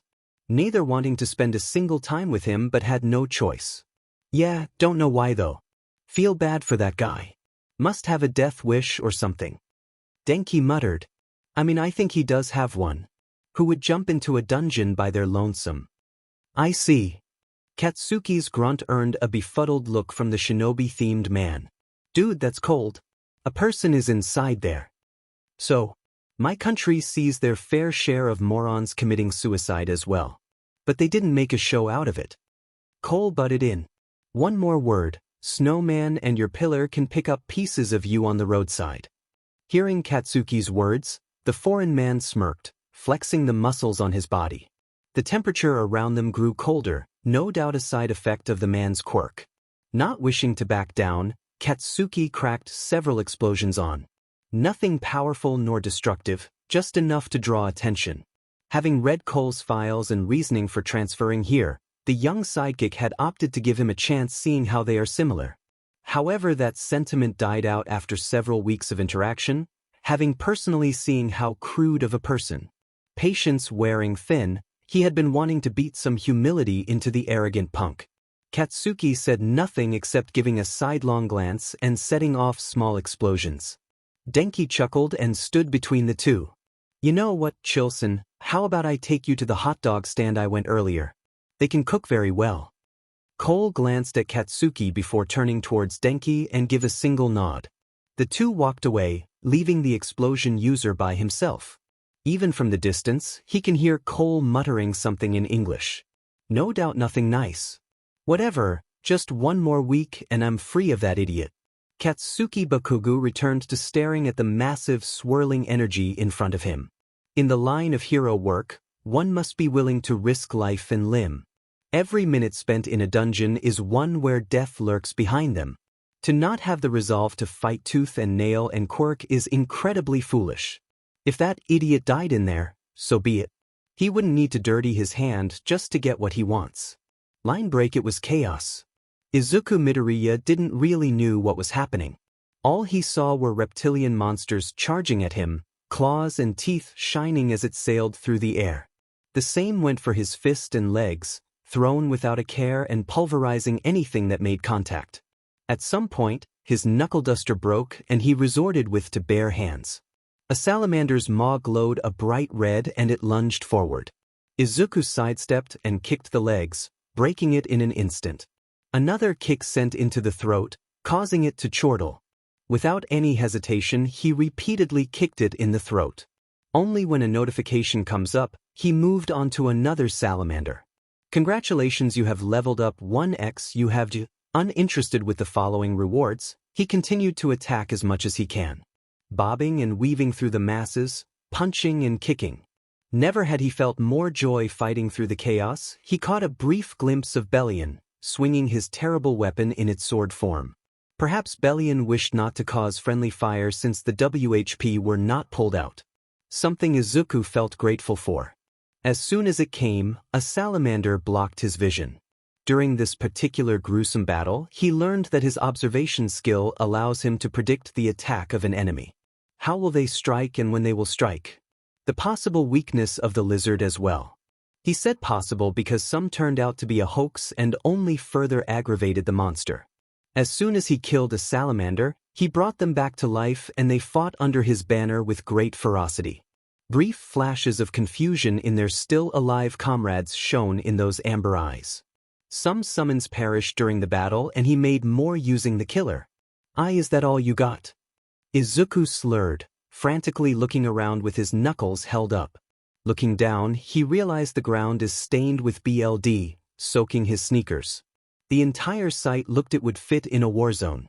Carcass of far too many salamanders strewn across the fields, some were split into two while others suffered some form of gruesome death. Burning, beaten, or a chunk of their very soft flesh missing.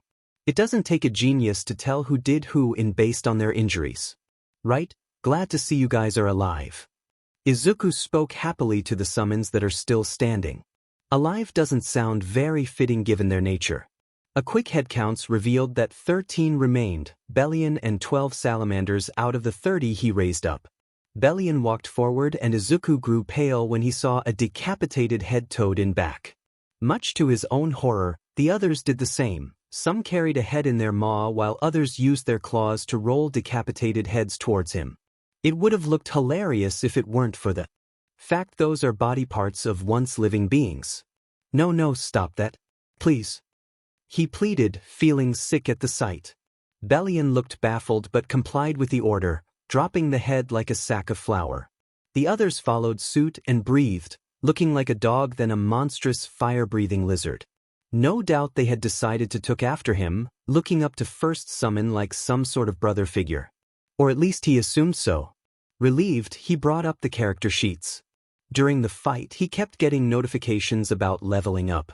While it pleased him knowing he is getting stronger, they're rather annoying. Notifications that had almost cost him his life at least twice. Jaw dropped at the sight, but he quickly regained his composure. Already knowing what to do, he allocated the points into the desired stats. The reasoning behind such an act is because he recalled how many times he had come close to death. Not moving fast enough, not hitting hard enough, not able to take so much damage. Having more mana, or rather more mana of darkness, is also important as every spell requires mana and the cost for soul extraction had increased with each leveling up. Name: Izuku Midoriya. Title: Quirkless Hero. Unremovable Quirk. None. Class: Necromancer. Level: 18 HP, 2300 MP, 310 STR, 29 DX, 25 CON, 23 INT, 17 MN, 31 LUK, 11-0 stat points. Wiping it away, the man got up and beckoned his summons to follow. Only to pause upon realization that he doesn't know where to go. Where do they exactly needed to go? Logic and common sense dictates he should move forward, seeing as how the gate is still locking him down, meaning the boss of this dungeon is alive. But this place is huge. Huh. Izuku turned, catching 𝐵𝐿ion poking him. His first summon pushed his hand through the air gently and then placed the two hands together, slowly opening them in a certain gesture. The others watched, not knowing what to say nor act. What are you trying to say? Izuku asked. The angelic warrior looked annoyed but tried another attempt, cupping two hands together before pulling them apart but not too far. 𝐵𝐿ion acted as if he was trying to read while looking towards the sun. What are you doing? Wait, you meant the map? A nod was given and Izuku called forth the inventory, pulling out the map of success. Unfurling it only to find not the drawing of 𝐒𝐮𝐬𝐴 but an island. A volcanic island, and on it were several places of interest. One of them happens to be a place called the breeding ground with pictures of lizard-like creatures. No, it can't be, can? He wondered. It sounds too good to be true, but after what he had experienced and seen, it might be true. 𝐵𝐿ion, what exactly are you? His question earned a solemn stare before the taller being bowed. The greenette scoffed at the sight. An unhelpful gesture in all honesty, but Izuku didn't lash out. In any case, it seems we're in the breeding ground. He commented. A rather fitting name given what he had encountered. Looking over it, he saw how there is a volcano and several other places with names. One of them in particular caught his interest.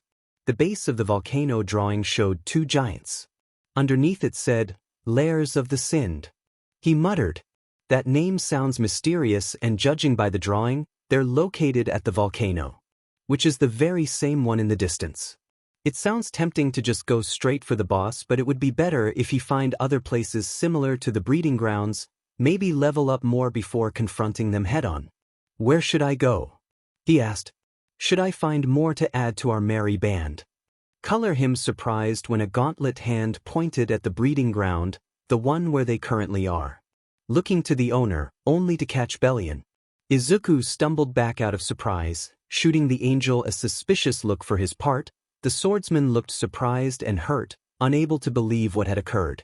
𝐵𝐿ion walked forward, but Izuku held out his hand, gesturing for the summon to stop.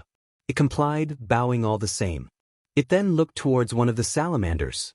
A silent communication seems to transpired, and once the eye contact was broken off, 𝐵𝐿ion turned liquid and melted back into the greenette's shadow. The salamander 𝐵𝐿ion had looked trotted forward, pulling on the map in Izuku's hand. The man let go, not wishing to spoil the piece of paper. Laying it on the ground, it pointed at one of the place with its claw. A place called the Proving Grounds. We should go there. Izuku's question received another approving nod. To say Izuku trust him would be a lie. Everything about his powers are questionable at best to shady at worst. Nothing about it makes sense nor the reasoning for this Bellion to serve him. Izuku eyed the being questionably who only stared back passively, tilting its head down slightly. I want to increase my level a little more. He spoke, mind set on a destination in mind. Willing everyone to sunk into his shadow, he pulled out the map while looking at it. Satisfied, he rolled it up and took towards the road. Several minutes passed and he soon realized he is walking upwards, a hill perhaps. As he walked, the young man noted it couldn't help but be captivated by the scenery. Despite the fiery volcanic landscape and the searing heat, the entire place had a fantasy vibe to it. I wonder if Dad is here. It would be nice to see Mom happy again. He thought hopefully. In all honesty, Izuku had little to no memory of his father as his father disappeared when he was just a child. Into a red gate no less. Although the government had labeled him as deceased and told his mother it's best not to hold out false hope, the young man had dared to hope that his father was still alive. Red gates are an unknown as these particular portals can take people to a myriad of places, ranging from a swamp to a desert or even a frozen wasteland. Those that entered tends to never come out and only a few did. A foolish thought, but no one said a man can't dream. After all, he is now on his way to become a hero and people often said he can't be a hero. Who's to say his father isn't out there? His dad was one of the strongest hero he knew. Feeling the heat increasing, Izuku found out the path he walked on had started to go upward. Pressing onward, he found himself on a hill, overseeing a large field of black soil with rivers of lava. The whole place truly looked like a volcanic area. Looking up, he saw a sky covered in smokes preventing the greenette from knowing whether it is night or day on this place. In the distance was a large volcano and he can make out pillars of smoke flowing into the air through the tip. No plant life whatsoever, but he saw the place where the lair of the 𝐶𝐮 lies and the proving ground which is right in front of it. Guess I'll be visiting the boss after all. He thought jovially. Well, that's my target. He muttered, referencing the map. It seems far away, and looking down he caught several salamanders moving about. A smile wormed to his face at the sight, elated at the prospect of gaining more power. Getting down off the hill, he ran onward. Funnily enough, he encountered no enemies along the way. Reaching the proving ground, he realized it resembled a smaller version of the Colosseum. A large and round field with walls surrounding it. Braziers filled with magic stones stood atop the walls, illuminating the place. And standing in one corner was a large podium, and that podium was occupied. An orc. He muttered in shock. To see one of these powerful monsters is a frightening thing. Orcs are known for their combat prowess and quite capable by their lonesome, but something about this thing baffles him as it has red skin in place of the usual green one. Perhaps their war paint. Izuku recalled hearing about another breed of orcs called high orcs. They're noted for their red skin as well.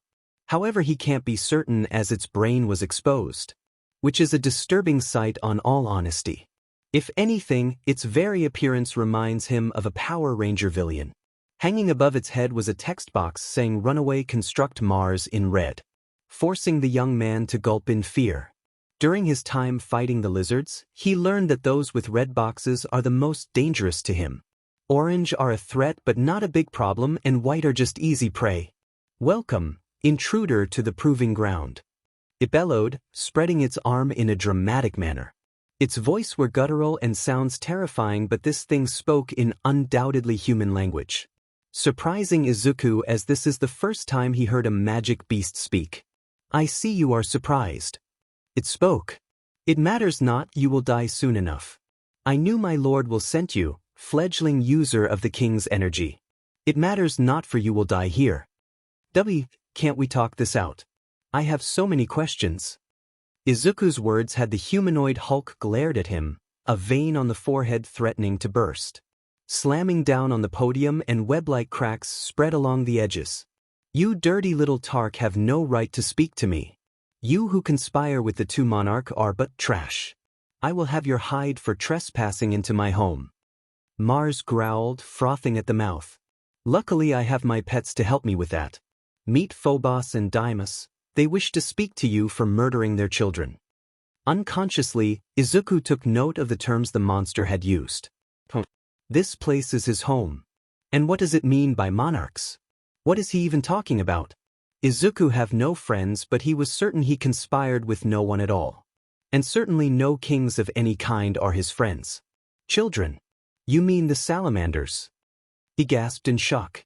While he would feel guilty for murdering children, he doesn't in this particular instance because those children were giant fire-breathing lizards wishing to rip him apart. Those things tried to kill him. Those things tried to kill me. A natural thing for you are beneath us. Our food and delicacy. Mars answered confidently, liking his lips. Hearing what the monster said angers him. Fu. Regardless how strong this creature is, he will definitely be killing it. Hearing the sound of chains clicking, Izuku realized there were several portcullis built in the walls. As the chains moved, he caught the sight of two salamanders, larger than any he fought, were pulled up.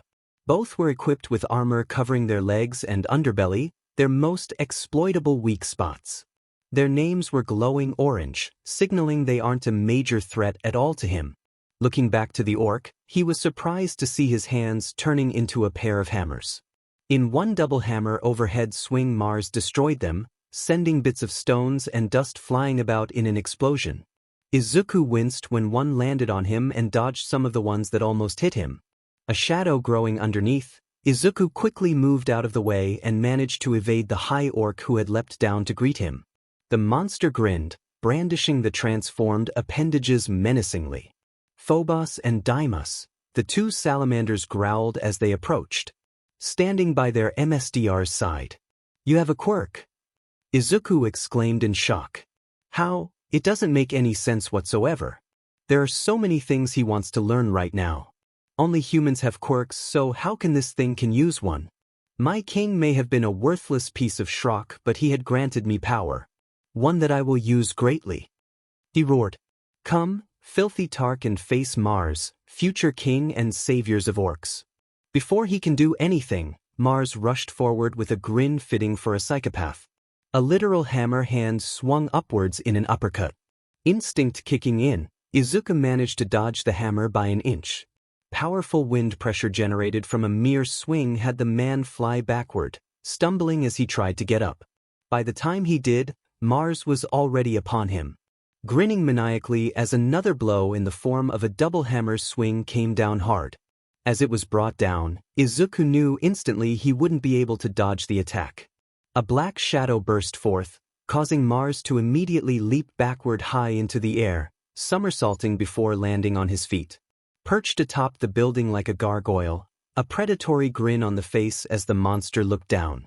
His hands turned back to normal before taking on another weapon, a pair of wickedly sharp and jagged blades. You! Mars gasped.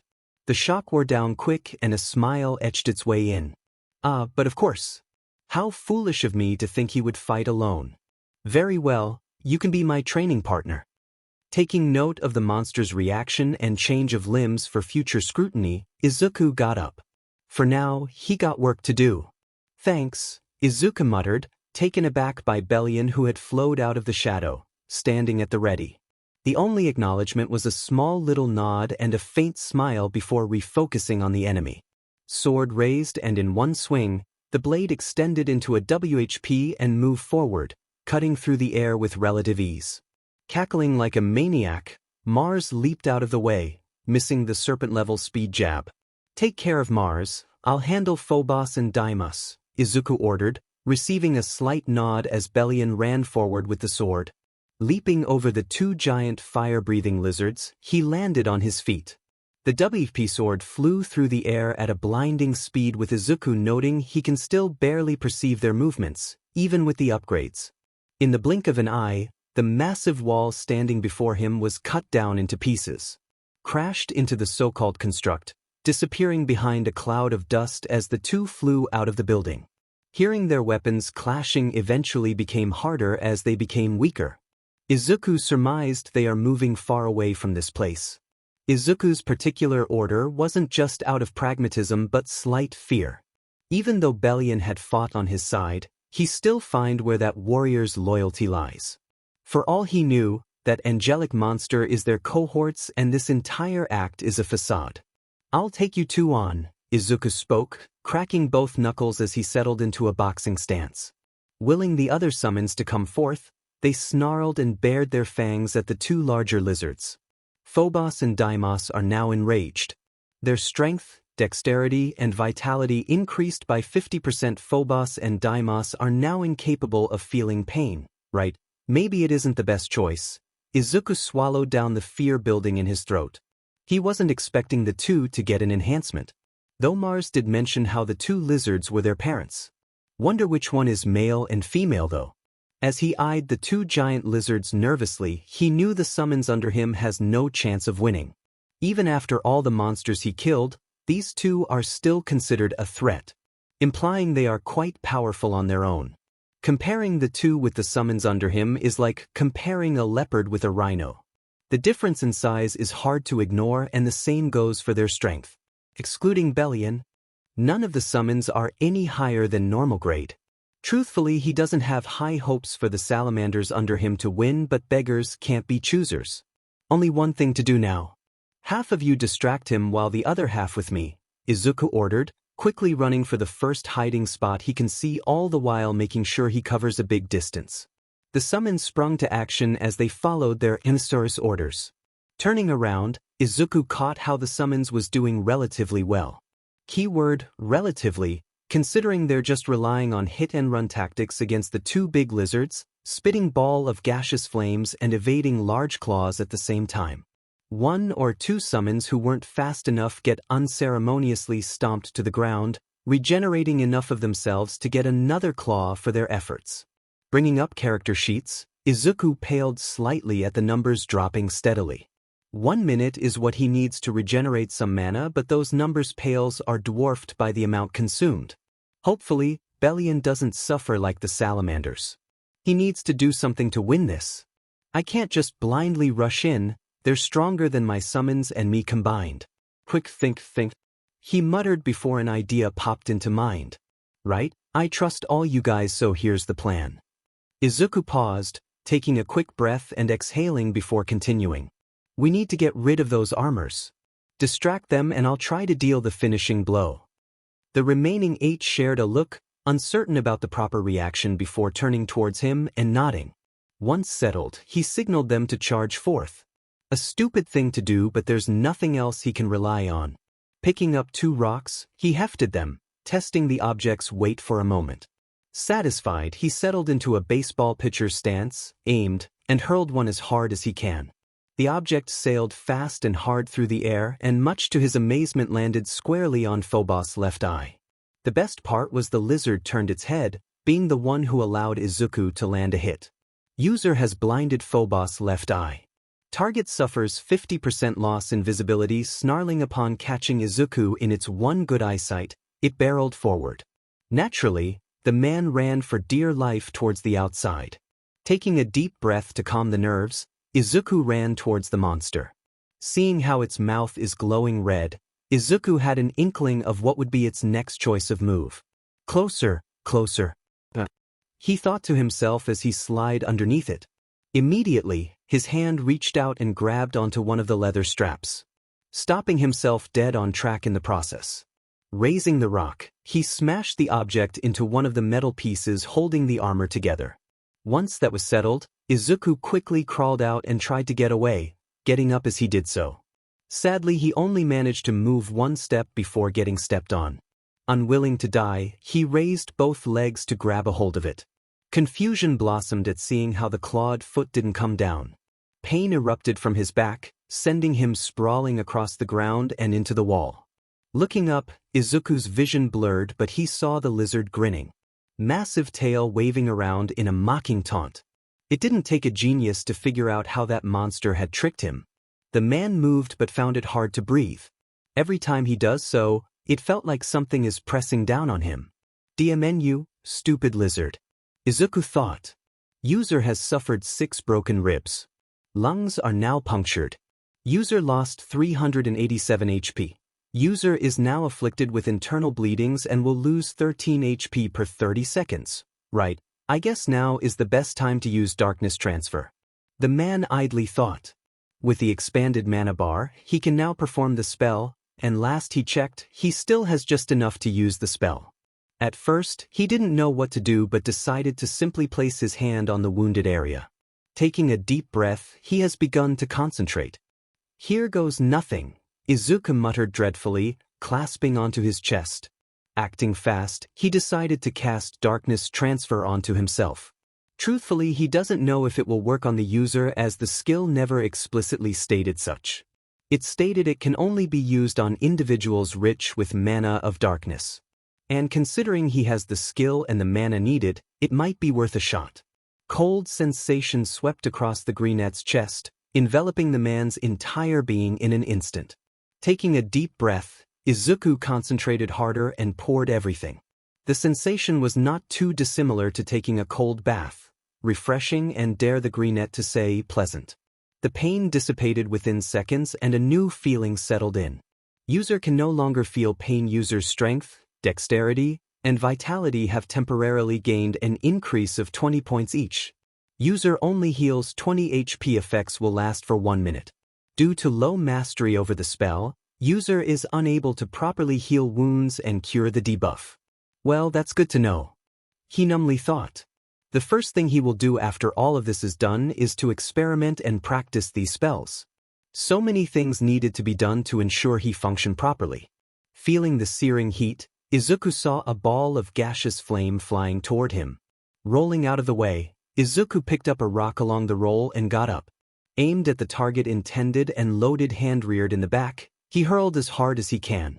Sadly, his aim was not true as the hurled object landed against the armor, breaking into small pieces upon contact. Oh no, Izuku thought in dread as the large reptilian beast barreled forward. Seeing how the claws were glowing a bright red, Izuku knew full well how it will attack. Forgoing tact, the young man charged forward to meet it head-on, already knowing what to do. However, Izuku only grew confused seeing how it had leaped up in midair. Not wishing to lose, Izuku followed after it by leaping upward into the sky. Only to grow confused when the giant lizard was looking down on him with it. Soon enough, he saw a bright glow emitting out of the mouth. A horrible realization dawned upon the young man as another ball of fire blasted out of that mouth. Raising both arms to guard his face, Izuku laughed as flames enveloped his entire body. He can't feel pain at all. When the flames died out, he saw the monster looking genuinely surprised at how he isn't dead yet, eyes widened in shock at the sight. Unable to move in midair, Phobos received a human flying into its stomach at super speed. Sounds of metal crumpling and the unmistakable sound of bones breaking were a delight to Izuku. To say he was baffled when he can hear it growling albeit faintly was an understatement. Hence why he ripped off the metal plates and proceeded to deliver a greater pummeling into the stomach. By the third punch, notifications poured in, symbolizing his kill over the fire-breathing reptilian monster. Effects of darkness transfer has ended. Due to user's current condition, user is unable to permanently keep the enhancement mini-boss. Phobos has been slain. Congratulations, user has leveled up 5x. User received Terror's Claws 1x. User received 5x Salamander's Scale. User received a runestone, Great Fireball, OCRP, he muttered as he felt weaker in an instant. The rewards were nice, but he doesn't have the time to review all of them now. Already he missed the sensation of empowerment. Knowing all wounds disappeared upon leveling up was a relief. Falling to the ground, he quickly reached out for the falling carcass. Hands touching the caved in the stomach. Come on, arise. Arise. He chortled. If this thing doesn't obey him, he might just go splat in an instant. What would be the summon's name? Phobos. Phobos. Thankfully, a shadow clawed its way out, revealing the recently deceased salamander. Seemingly reading its new emperor's mind, it bit onto his arm gently, tickling the man. In one swift motion, the recently reborn summon hoisted Izuku up, landing onto its back as a result with a solid thud. Thank you. Thank you so much. Just as he said that, the entire lizard shook greatly as it landed on the ground. Slightly shaken by the entire ordeal, Izuku got down and patted the creature. To his amazement, It purred like a cat. The remaining salamander, 𝐴𝐻𝐼𝐻, stopped in its track and looked positively appalled. Shock turned to rage as it breathed another ball of fire, but Phobos launched itself toward its former partner. It dodged to the side and lunged at 𝐴𝐻𝐼𝐻. The two wrestled before Phobos gained the upper hand, pushing it down onto the ground. The other salamander summons roared their approval at the action. Biting down onto the armor around the neck area, tearing protective gear in one pull, and tossing it to the side. In an instant, it bit down onto the soft throat and tore out the flesh. All Izuku could do was watch as the light left its eye out. Much to his horror and confusion, he found it to be a highly enjoyable sight. A slew of notifications popped in, but he ignored them. "Wait, what is wrong with me?" the man asked, baffled by what he had felt moments earlier. Shaking his head as if the gesture can get rid of such thoughts, he remembered one of his summons. The first one. The ground beneath him shook greatly, causing Izuku to fall as he was not prepared. For a moment, he wondered whether earthquakes are also an occurrence in this unique place, only to remember his first summon. He was fighting Mars. Signaling the others to follow him, Izuku and the others headed outside through the opening and saw a massive crater. Sitting in the middle were Bellion and Mars, clashing blades like maniacs. Bellion looked no worse for wear, but the poor construct looked like he had been put through the ringer. Its clothing had been torn to shreds, leaving only a loincloth to grant a semblance of modesty. Small cuts all over the high orc's body were closing up fast, and Mars looked like he can still keep going. "At least I now know why that monster hasn't died yet. Bellion, restrain him," he yelled. Following Theseus' order, Bellion raised the sword up, and in an instant, the WHP tried to wrap itself around Mars, but the monster leaped high into the sky. Seizing the opening, the remaining salamanders fired off volley of fireball. Unable to dodge in midair, Mars could only cry out in pain as the bombardment of flames made its mark. Appealing. The only proper term to describe the explosion. A truly wonderful sight. The sight came to an end when a powerful gust of wind burst forth. Shielding himself with the lizard, he saw Mars the construct heaving with rage, burn marks covering his body. Unsurprisingly, the wounds are not healing as fast as they were before. Cells are the constituent material of every living being, and if he recalls correctly, cells are unable to heal if they were burnt. Simply because the fire had, so to speak, killed them. The idea behind this attack worked on the cauterization treatment principle. Bloodshot eyes of Mars locked onto him, fitting for an animal. As it fell to the ground, a consecutive series of slashes barely perceivable to Izuku's naked eyes struck the monster. Up, down, left, and right the weapon flew at blinding speed. No discernible pattern as the user kept swinging to and fro in any direction. As time goes, the wind pressure generated was starting to get simultaneously stronger and sharper. He could even feel a cut above his head. By the time it was done, various body parts of Mars start to slide off each other in midair. Even the pieces began to break off into smaller pieces. A splatter of blood followed suit as the pieces of the former monster fell to the ground. Congratulations, runaway construct Mars has been slain. User has leveled up 7x. User has received runestone arm shift, war's embrace, skill book, reinforcement, skill book, blade fist, skill book, doomhammer, skill book, hellscream, skill book, frostwolf. Summon Bellion has leveled up 2x. Summon Phobos has leveled up 𝐶. Thank you, Bellion. Izuku spoke, ignoring the ridiculous amount of notifications flooding in. The amount of leveling up he gets from this entire debacle is understandable considering the Mar is an A rank magic beast while the rest he had combated are simply either C rank or B rank. Bellion's only response bowing in a gentlemanly manner, almost akin to a butler. A battle butler, Izuku chuckled at the sheer lucidity of such thoughts. Now the idea of Bellion dressed in a three-piece suit and waiting at the ready doesn't seem far-fetched. I wonder if you can wear normal clothing. Can you do that? Izuku's question only caused Bellion to scratch his head in confusion before shrugging helplessly. Unable to help himself any longer, Izuku giggled a little bit. Right, let's check my inventory. Izuku opened up the inventory, wanting to check out the new items he has received. Terror's Claw type, Gauntlet rank, B damage, 40x strength magical damage, 20x intelligence, a gauntlet modeled after the claws of a full-grown salamander. It allows users to cut through hard metal and bones without little to no problem. Special effect, Salamander's Flame, able to create 3 burning hot claws. War God's Might 1/3. Usage in conjunction with this set's item increases the powers of the items. Fear's Reach type, Spear rank, B damage, 25x dexterity magic damage, 30x int a spear with a jagged blade inspired by a salamander's teeth. It can pierce through armor with relative ease. Special effects, Ignite, able to fire a torrent of flames at the tip of the spear. Consume 30 mana points per activation and consume 25 mana per minute to maintain War God's Might 1/3. Usage in conjunction with this set's item increases the powers of the items. War's Embrace type, Breastplate rank, AA chest armor is built to aid the user in combat. Due to the workings of the inner mechanism, it allows the user to move faster and swing easier. Special effects, A Warrior's Protection, provides 180 defense, plus 9 dex and 9 STR. War God's Might 1/3. Usage in conjunction with this set's item increases the powers of the items. Wow. I gotta put these on now. Several clicks and all 3 items are worn. War God's Might is now in full power. All items of this set will receive a 60% increase in all their special effects.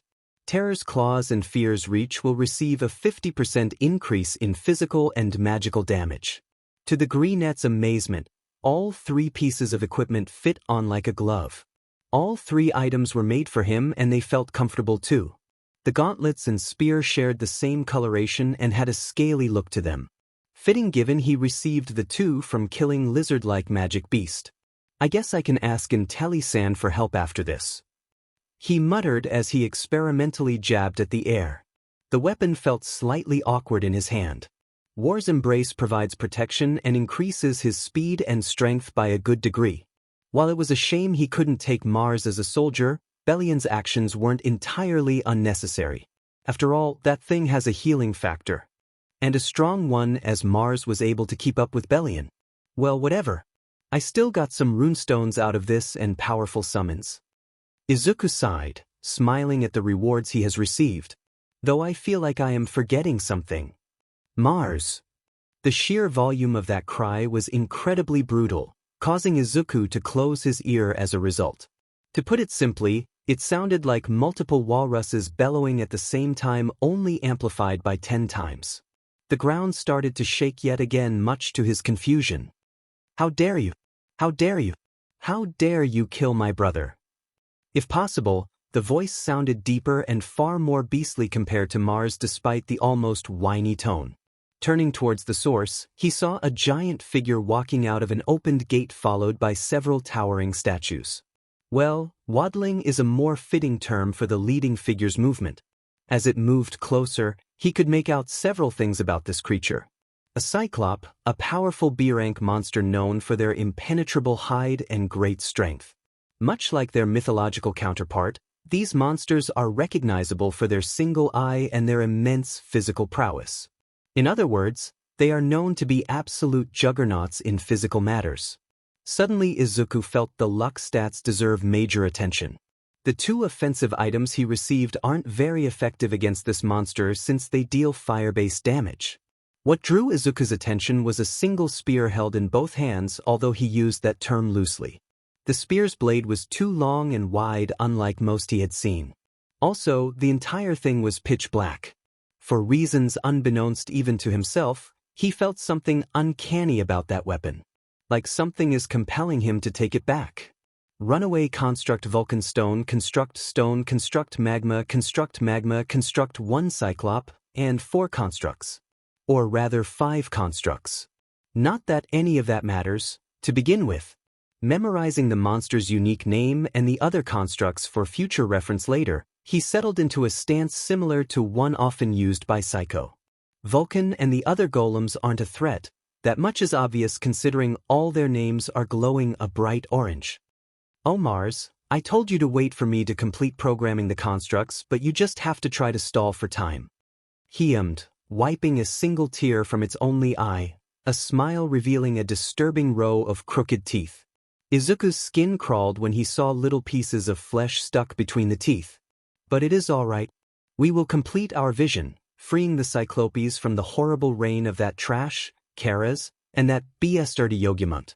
Your death shall be avenged. Excuse me, if it was the past him, Izuku was certain he would have wet himself under the monster's glare. Fear to him feels foreign considering what he just went through and what he has. Hi, my name's Izuku Midoriya. I don't mean to be rude, but I thought you're going to free the orcs. Hush, you disgusting little wretch, Vulcan snapped, hefting the spear up. Don't you dare mock my brother's dreams. He was kind enough to save me from our accursed king. He promised to make me king of the Cyclopes and steal Archias' daughter for me. He spoke a moment later, leaning forward in a fashion similar to Psycho. Ignoring the fact that a Cyclop claimed a high orc is his brother and he expressed the longing to kidnap someone's daughter, this guy is a racist like his so-called brother. Probably wants to kill him too. Can't we just try to get along?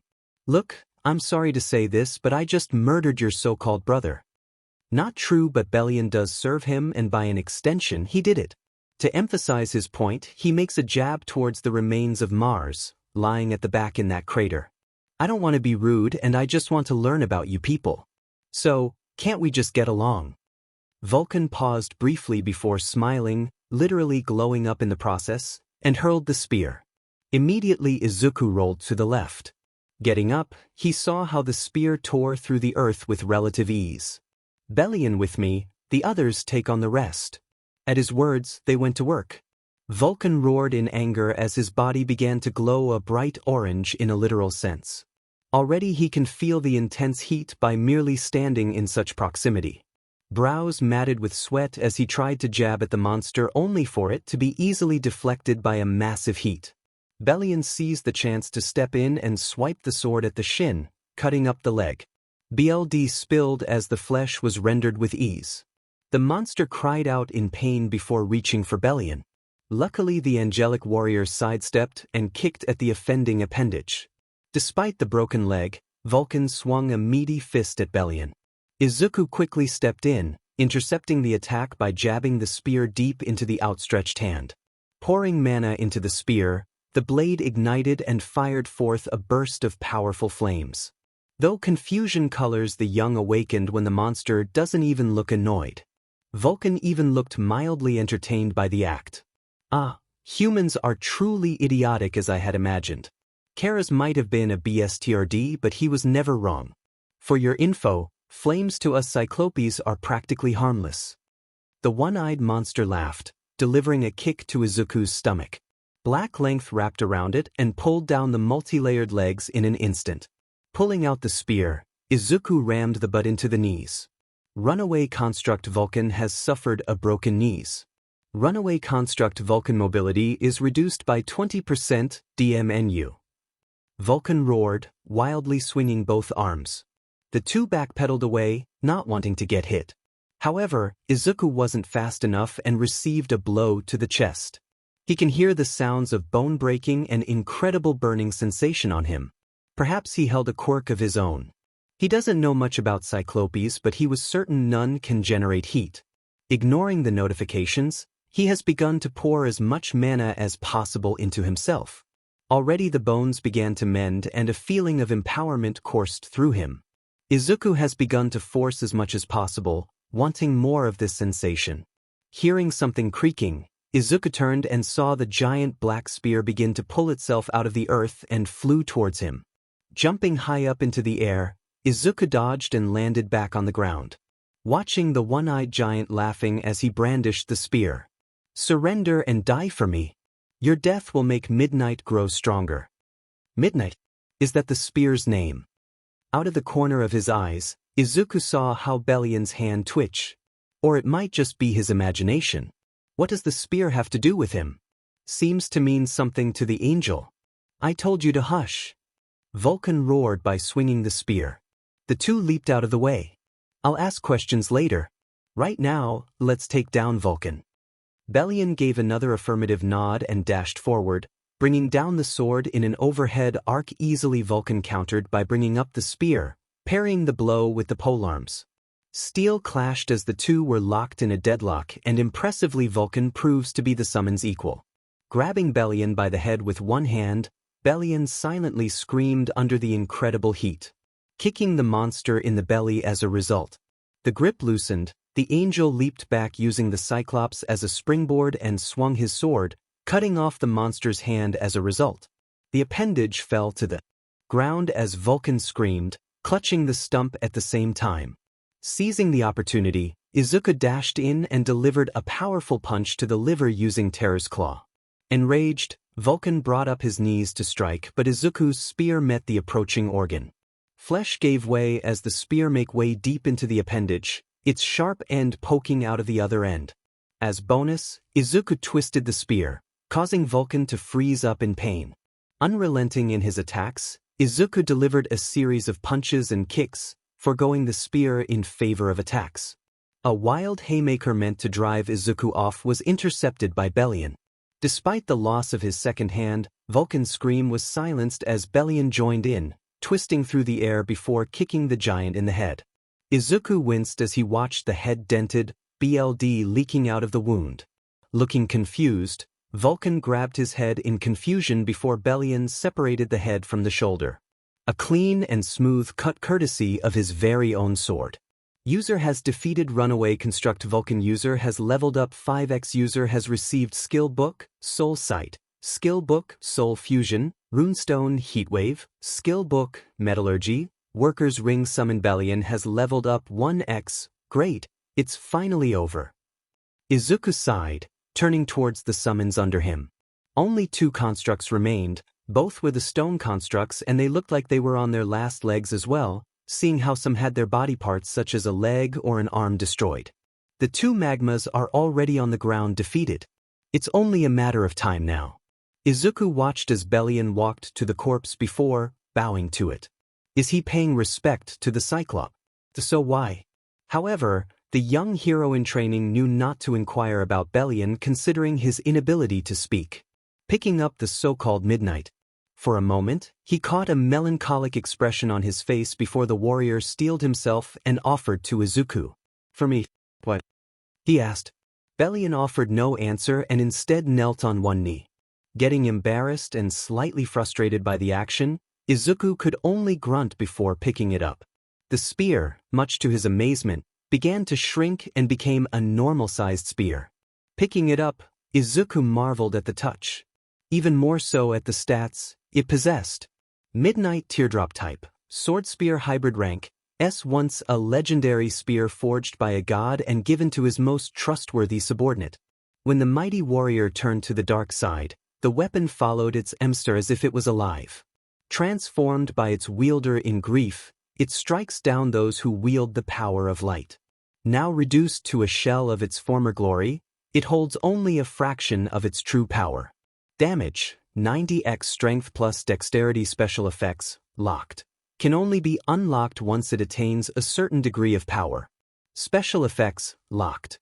Can only be unlocked once it attains a certain degree of power. Special effects, absorption. Able to increase power from absorbing sacrifices. Has a 10 chance of gaining the traits of the sacrificed items. Special effects, Lord of Darkness. Able to increase chances of raising the dead by 10%. Gain more of the King of Death, set to unlock its full potential. King of Death. That's rather ominous. Izuku commented. It sounded so intimidating. In any case, this weapon is very incredible. It has 2 special effects that are locked away. Not only that, the description behind this particular weapon is very intriguing. Was it you, the previous owner? If so, you can have it back. Izuku offered, earning a negative response from 𝐻𝐵lion. Why not? It's yours, wasn't it? You should have it. He stated, forcing the spear into his arm. In response, 𝐻𝐵lion took a step back respectfully and shook his head yet again. Seeing how stubborn he is, Izuku sighed in response. Fine, if you insist on some. Go help the others and retrieve 𝐷𝐼𝐼's corpse at that big. He paused briefly, gesturing towards the big building. He wasn't certain if a summon like 𝐻𝐵lion knew of human historical structures. Getting the idea of his MSDR's wish, 𝐻𝐵lion bowed and walked away, killing a stone constructs in one strike standing in his path. The system notified how he had earned some materials, but Izuku ignored it considering he earned no level ups. Having other matters to attend to. Might as well try out this absorption feature. No, how do I dash? Izuku stumbled back by slightly when another notification popped up. What would you like to sacrifice? Choose any fear's reach, terror's claw, war's embrace. So, this is what it meant by absorption. He asked. Does he want to increase this weapon's power? Of course he does. But throwing away the items he recently got for one is too much. But then again, this weapon offers far better stats than the ones he wields. Especially if these weapons can get even stronger. Might as well. Izuku gleefully stated, choosing the spear since he has no use for it. The weapon in hand disappeared in bright light. Fading away, a notification popped up and showcased the changes done. While fascinating, he has no interest as he was too tired. Wow, I am beaten. But before I leave, Izuku turned towards the corpse of one runaway construct Vulcan. A powerful monster such as himself and that brother of his would be a boon. Now, let's see if I can get you too. Line break 𝐀𝐮𝐭𝐡𝐨𝐫 and the others tensed up as the red gate began to fluctuate. Lightning crackled and the air began to hum in power. A unique smell not too dissimilar to the smell often associated with the rain permeated the air. Did that 𝐴𝐵 clear the dungeon? One asked. It can't be. He's too weak. Another snapped back. Can you two just keep your mouth shut? If it's a dungeon break, then it is a dungeon break. Do you two even know what you're implying? Katsuki's words rendered the two shut but not before earning some glares his way. The man huffed, sparking off small explosions as a warm-up. No way. Did that loser clear this? The explosion user idly thought. It just doesn't make sense. But a small insecure voice at the back protested despite the known multiple facts. Magic users, prepare your spells. All melee combatants to the ready, and I want whatever is coming out stopped before it can even take a single step out. 𝗀𝗏𝐽 roared. Sidekicks, 1/5 of All Might's total affiliated sidekicks, complied with the man's orders. The streets were littered with men and women dressed in either medieval armor or costume. Roofs of nearby buildings had many standing at guard. Every single last one of them was prepared to fight. Weapons drawn, spells readied, and quirks at the go. However, none of them were prepared when a single young man stepped out. Green-haired, tall, and quite good-looking, dressed in what appears to be a green tracksuit covered in BLD and looking slightly small, showcasing the muscles on him. Worn over that was a single breastplate looking far too expensive for a measly 𝐴𝐵. Hello, I've come in peace. Please don't kill me. Izuku Midoriya sheepishly waved. The entire action threw everyone in the loop. None of them were prepared for this outcome. 𝐶𝐿. If anyone were to hear 𝗀𝗏𝐽, the first sidekick of All Might, snickering like a 5-year-old, no one would believe themselves.